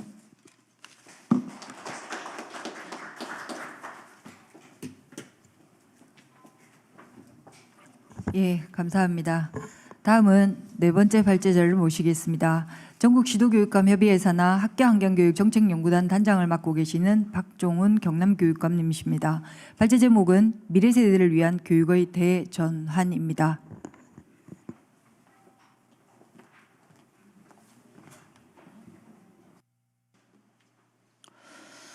예, 반갑습니다. 경상남도 교육감 박종훈입니다. 기후 위기로 우리에겐 미래가 없는데 미래를 위한 공부를 해야 하나요? 이렇게 어른들이 한 번도 해본 적이 없는 낯선 질문을 지금 우리는 아이들로부터 받고 있습니다. 오늘 저는 기후위기 환경재난 시대 미래 세대를 위한 교육의 대전환에 대해서 말씀드리고자 합니다. 우리의 미래인 아이들은 기후위기 환경재난으로 자신의 생존이 위협받을 수 있다는 전 세계 과학자들의 예측과 경고를 들으면서 절박한 외침을 우리 사회에 전하고 있습니다. 기후위기 비상행동에 나선 청소년들은 환경을 지키기 위한 변혁의 주체로서 문명사적 대전환의 중심에 서 있습니다. 가장 기본적인 인권인 아이들의 미래 생존권이 보장될 수 있도록 이제 우리 사회가 나서야 할 때입니다. 아이들의 외침을 듣고 지속 가능한 미래를 만들기 위해 지난 5월 전국 시도 교육감들께서 만장일치로 비상선언에 힘을 모아 주셨습니다. 이를 바탕으로 7월 9일 환경부 장관님과 교육부 차관님을 모시고 17개 시도 교육감들과 함께 기후위기 비상 환경재난 시대 학교 환경교육 비상선언을 했습니다. 비상선언문에는 미래 세대의 지속 가능한 좋은 삶을 위해 필요한 약속이 담겨 있습니다. 우리 아이들의 행복한 미래를 위한 환경학습권을 보장하고 미래 세대가 함께 살아가는 관계를 배우는 생태 문명의 핵심 학교를 만들 수 있도록 학교 환경교육 정책연구단을 구성해서 새로운 정책과 대안을 마련하겠다는 내용이었습니다. 이런 약속을 바탕으로 진행해온 정책연구단의 연구 결과를 발표하기에 앞서 미래 세대를 위해 국회와 정부에 간곡한 부탁을 몇 가지 드리고자 합니다. 먼저 국회 교육위원회에 말씀드립니다. 지난 7월 전국 시도교육감들이 학교 환경교육 비상선언을 했습니다. 교육감들은 교육으로 그 역할을 다하겠지만 기후위기를 극복하는 일은 교육감들의 노력만으로는 쉽지 않은 일입니다. 중앙정부가 나서야 가능한 일입니다. 교육위원회 국회의원님들께서 힘을 보태주신다면 기후위기 극복에 큰 힘이 될 것입니다. 얼마 전 강덕구 의원님께서 환경학습권 보장 등을 포함한 교육기본법 개정안을 대표 발의하셨습니다. 우리 정책연구단에서도 미래 세대의 환경학습권을 기본권으로 제한하기 위한 준비를 하고 있습니다. 환경학습권 보장을 위한 교육기본법 개정안이 국회를 통과해 우리 아이들이 자연과 더불어 살아가는 공존의 지혜를 배우는 생태 시민 교육이 제대로 이루어질 수 있도록 힘을 모아 주십시오. 국회 환경노동위원회에도 말씀드립니다. 지난 9월 기후위기 비상대응 촉구 결의안이 국회 본회의를 통과했습니다. 여야 3당이 정치적 이해를 떠나 기후위기 대응에 한 목소리를 내주셔서 감사합니다. 기후위기 대응 교육이 그린 뉴딜과 그린 스마트 미래 학교에 제대로 담기려면 정부 부처 간, 국회와 정부 간 긴밀한 협력이 절실히 필요합니다. 협력을 위한 가교 역할을 탈핵 활동가이며 기후위기라는 의제를 선제적으로 설정하고 계신 양이원영 의원님과 환경노동위원회가 해주시길 부탁드립니다. 아울러 환경교육진흥법 강화로 기후위기 대응 교육을 입법화해 대한민국이 기후위기 대응 선도국가로 발돋움할 수 있도록 각별한 관심과 노력을 부탁드립니다. 교육부에도 부탁드립니다. 기후위기 비상행동에 나선 청소년들의 외침에 지난 10월 15일 미래세대와 함께하는 정책 대화로 부총리께서 화답해 주셔서 감사드립니다. 교육부가 기후위기 대응 교육을 시작한 점은 뜻깊게 생각합니다. 하지만 그린 스마트 미래학교에서 기후위기 대응 교육의 핵심인 그린을 어떻게 학교 교육 과정 안에서 실현할 것인가라는 구체적인 고민에 이르면 아직 길이 멀어 보입니다. 숲교육은 산림청, 텃밭교육은 농촌진흥청, 환경교육은 환경부, 해양교육은 해양수산부에 흩어져 있어 학교 환경교육이 체계적으로 지원, 운영되고 있지 않은 것이 현실입니다. 교육부가 컨트롤 타워로서의 역할을 할 수 있도록 전담 조직 신설 등 법적 제도적 기반을 구축하여 주시기 바랍니다. 그리고 차기 개정 교육 과정에 민주, 인권, 평화, 다문화, 환경 이런 가치들이 들어가고 지구 생태 시민 교육을 담아내서 그린과 스마트를 품은 미래 학교를 만들어 주시길 부탁드립니다. 끝으로 환경부에 말씀드리겠습니다. 지난 7월 전국 교육감 비상선언에서 환경부 장관께서 인사말을 통해 3차 국가환경교육종합계획에 정책연구단의 연구 성과를 포함할 것이라는 약속을 해주셨습니다. 세부적인 이행 과정이 시도교육감 협의회 및 교육부와의 협의를 통해 충실히 진행되도록 부탁드립니다. 특히 학교 안팎을 그린과 스마트로 연결하는 환경교육 플랫폼 구축에 필요한 안정적 예산 확보에도 많은 협조를 부탁드립니다. 기후위기 환경재난은 우리 사회 전체의 문제이자 함께 해결해야 할 사회적 과제입니다. 소중한 우리 아이들을 위해 모두가 함께하는 노력으로 지속 가능한 미래가 만들어지길 기대합니다. 환경은 가장 근본적인 인권이고 우리 아이들의 미래입니다. 2020년에 우리 아이들의 건강한 2050년을 함께 그려주십시오. 바로 지금 당장 시작해야 합니다. 고맙습니다.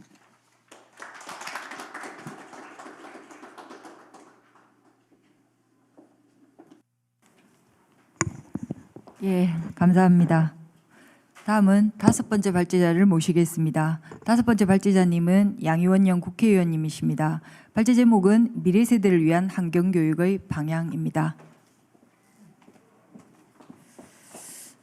안녕하세요. 저 양이원영입니다. 예.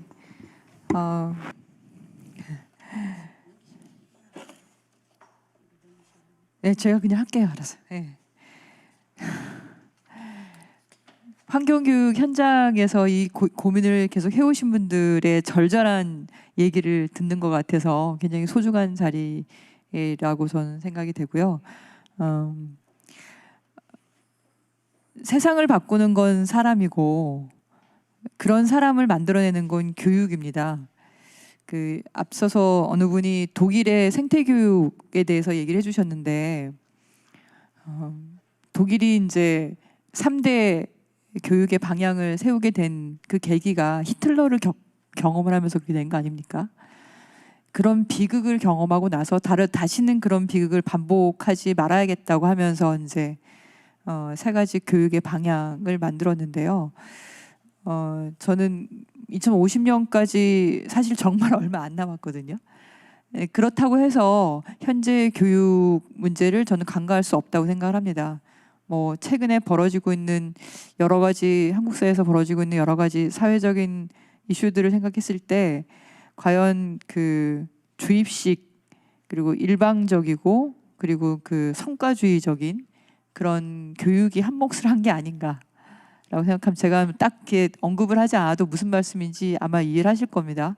현재의 엘리트 교육이란 게 어떤 의미인지. 근데 이걸 바꾸지 않고는 미래가 보장이 안 된다고 생각을 해서 오늘 이 자리가 굉장히 소중하다고 생각하는데요. 근데 이제 말씀하신 거에 제가 토론문으로 가져온 것도 말씀을 드리고 그리고 앞서 토론하신 거에 대해서도 제가 의견을 좀 드리려고 합니다. 첫 번째로 제가 왜 환경 문제에 이렇게 관심을 가졌을까? 저의 유년 시절은 어땠을까? 이런 생각을 좀 해봐요. 첫 번째는 제가 외가가 함안에 있거든요. 경남 함안에. 1년에 여름 한 달, 겨울 한 달은 거기서 놀았어요. 거기서 살았습니다.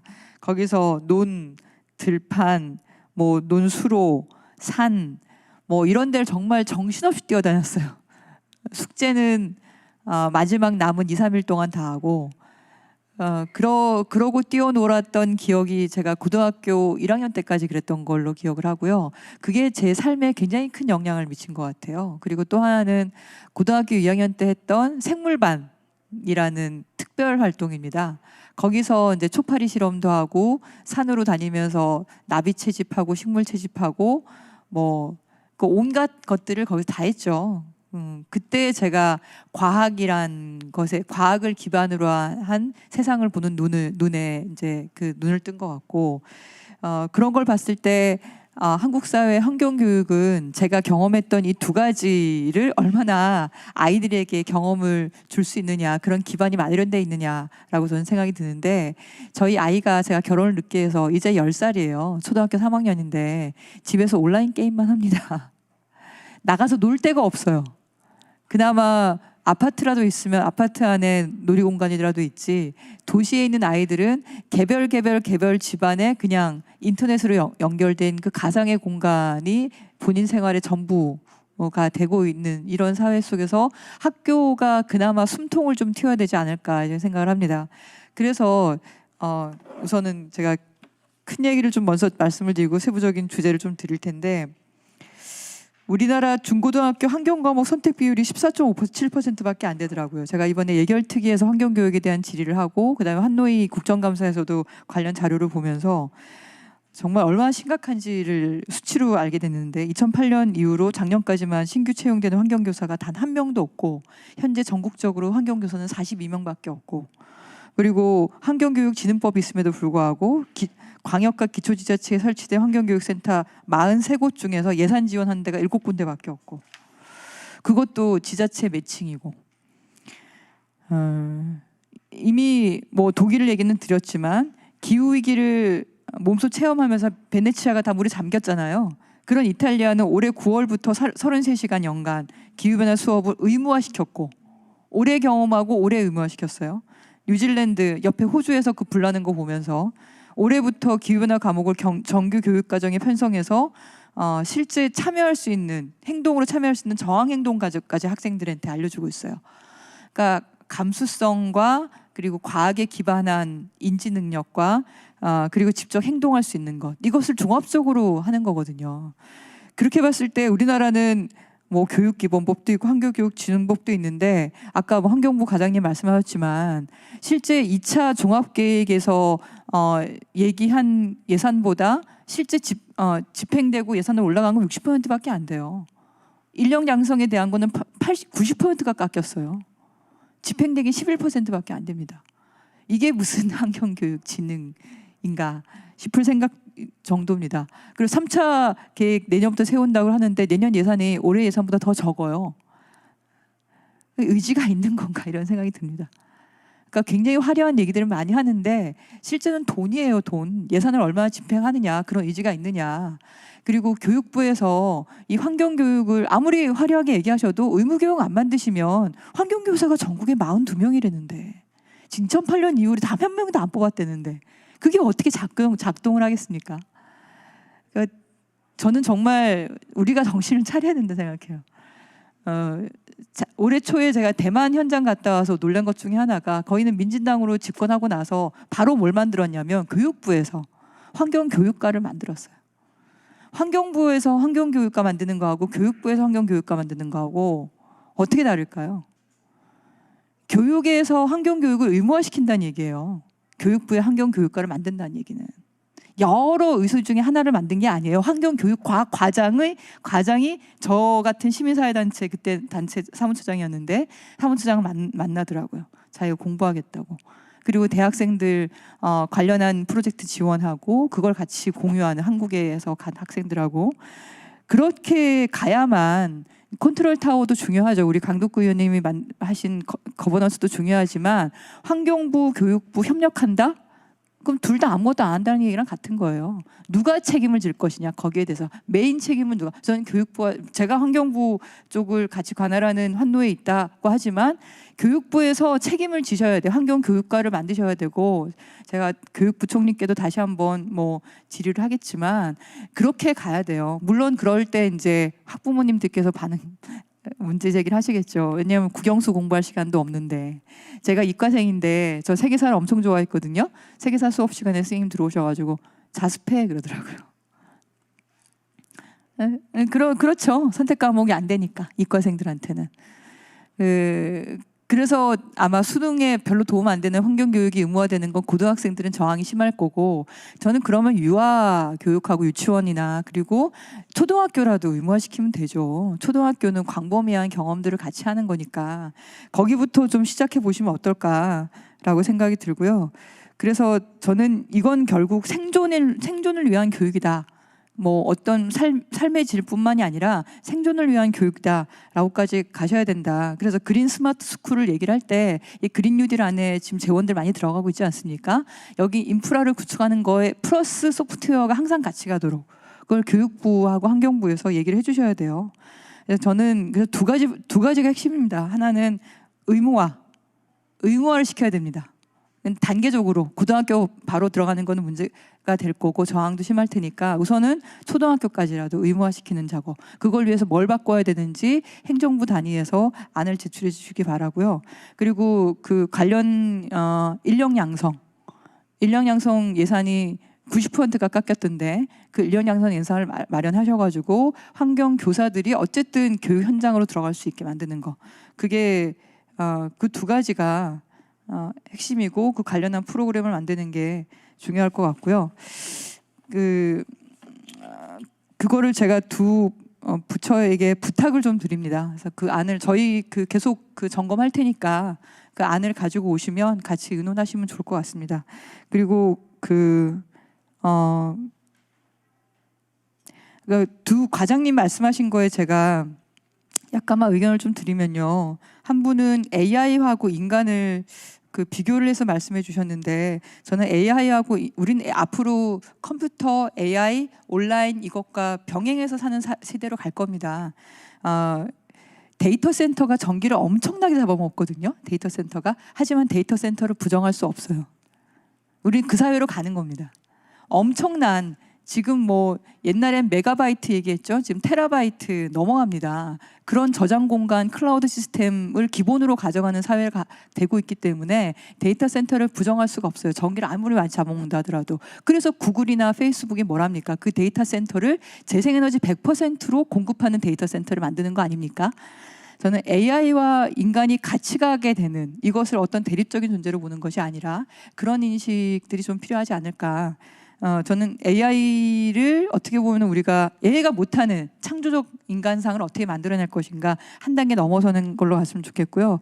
그리고 이제 탈물질 사회 얘기해 주신 분도 계신데 이런 논의들이 어떻게 보면 아까 AI와 인간이 이것도 그렇고 철학적인 접근인데 이런 것들이 환경 교육의 토론 주제로 가는 걸로 그렇게 그러니까 지금은 어느 한쪽을 이렇게 아예 환경 그러면은 물질을 부정한다거나 아니면 기존의 기계 문명이나 이런 것을 부정하는 것으로 접근하는 거는 좀 그걸 넘어서서 같이 갈 때 우리가 결국은 과학을 기반으로 한 형태로 가야 되고 우리가 기후 위기를 얘기할 때 가장 중요한 게 뭐냐면 과학을 기반으로 해서 미래를 전망을 하는 거거든요.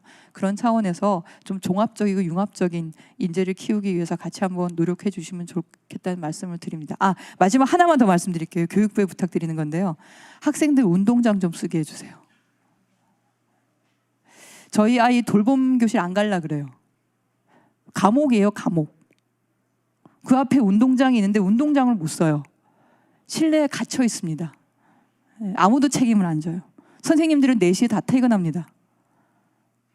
선생님들 8시 출근해서 4시에 퇴근하시고 그 돌봄교사들만 남아가지고 아무도 책임 못 지니까 애들은 실내에 갇혀 있습니다. 그 앞에 있는 운동장에 뛰어놀아야지. 그게 저는 환경교육의 시작이라고 생각합니다. 교육부에서 그거 먼저 해결 좀 해주시면 좋겠습니다. 네, 감사합니다.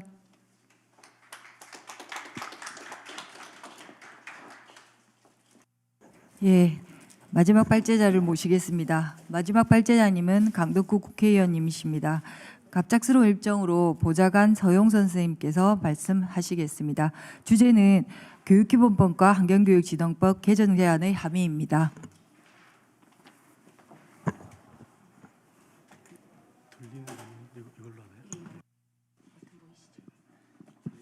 드리겠습니다. 강덕구 의원실의 보좌관 서용선입니다.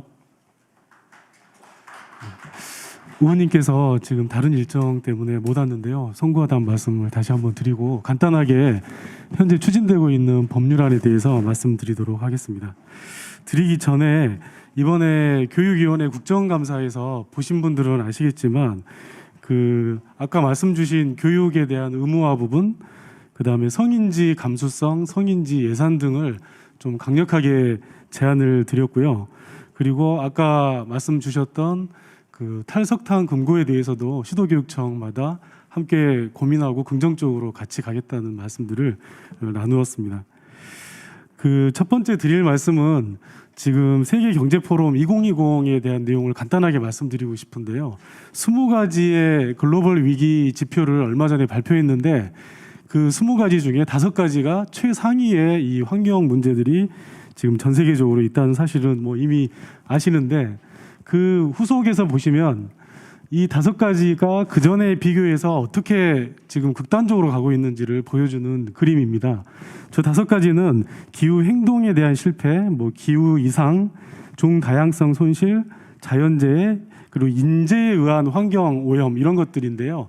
그 5가지 중에서도 3가지가 이제 핵심적입니다. 기후 행동을 하지 않고 있는 부분, 그다음에 기후 이상에 대한 부분, 그다음에 종다양성에 대해서 지금 인류가 아주 시급한 상황에 처해 있다는 게 이 다보스 포럼의 결론이었습니다. 여기에 한 가지만 더 본다 그러면 저 굵은 선이 지금 현재 인류가 겪고 있는 가장 극심한 생태 문제라고 볼 수 있습니다. 그러니까 기후 이상하고요. 그 밑에 보신 기후 행동을 하지 않는 이 2가지를 핵심적으로 이번에 제안을 했습니다. 저희 의원실에서 이번에 이제 발의한 환경과 관련된 2가지 법률은 교육기본법하고 환경교육진흥법으로 나눠져 있습니다. 첫 번째 교육기본법에 교육 이념이 들어가 있는데요. 거기에 잘 아시겠지만 홍익인간부터 쭉 서술되어 있는데 그 밑에 보시면 인류 공영의 이상 실현 및 지속 가능한 발전을 이루는데 이렇게 이제 작구를 수정을 했습니다. 잘 아시겠지만 저게 작구 한자 의미가 있는 거를 아실 겁니다. 특히 SDG 지속 가능 발전이 교육 기본법의 이념으로 들어갔다는 게 저희들 입장에서 큰 의의가 있는 게 아닌가 이렇게 생각을 해봅니다. 그리고 이제 생태 환경 강화 입법에서 환경교육진흥법을 몇 가지 설명드리겠습니다. 기존에는 사회 환경 교육이란 학교 환경 교육을 제외한 환경 교육을 말한다 이렇게 되어 있었습니다. 그런데 개정에서는 평생교육법에 들어있는 모든 단체들 그리고 사회 환경 교육기관들 그리고 그 밖에 국가, 기업, 사회단체 등을 제외한 해당 학교의 법인을 위해 이외의 기관들이 모두 다 이 환경교육을 할 수 있도록 대상을 적시를 했습니다. 두 번째는 아까도 이제 의원님께서 말씀 주셨는데 기후위기 교육위원회를 환경부와 교육부의 협업, 거버넌스가 매우 중요한 그 중앙부처의 상황이어서 그 위원회를 설치를 하는데 이게 중앙정부의 위원회에 여러 가지 그 장단점이 있긴 하지만 현 시대에 맞는 거버넌스형으로 추진을 해야 된다라고 해서 국무총리 소속으로 기후위기 교육위원회를 두면서 학교 환경교육의 진흥 및 지원, 그다음에 이해 증진 강화, 관계부처 간 협조사항 등을 명시를 해두었습니다. 그리고 여기에 위원장 2명을 공동위원장으로 하고 20인 이내의 위원들을 임명이나 위촉하도록 했습니다. 역시 그 위원장은 환경부 장관과 교육부 장관으로 되어 있고요. 그다음에 여기에 들어갈 수 있는 위원도 적시를 조금 했는데요.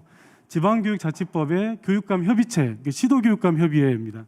그리고 교육기본법에서 얘기하는 교원단체, 그리고 청소년, 학생, 학부모, 환경시민단체에 대한 내용들입니다.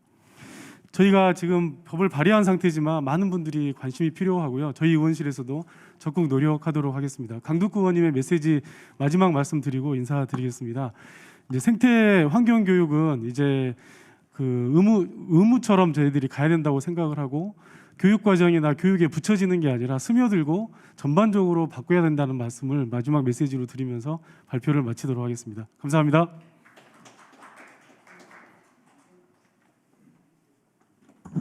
예, 감사합니다. 다음은 종합 토론 시간인데 유튜브 생중계 송출 문제로 시간이 지연되어서 종합 토론을 진행하지 못하는 점 양해 부탁드리고 포럼 자료집을 공유해서 기조 발제해 주신 이유진 이사님, 김보림 총괄 코디네이터님의 의견 하고에 그다음 토론 발제자님 6분의 의견을 전국 지도교육감 협의회나 경남교육청을 통해서 공유해 주시면 같이 한번 고민하는 시간을 갖도록 하겠습니다.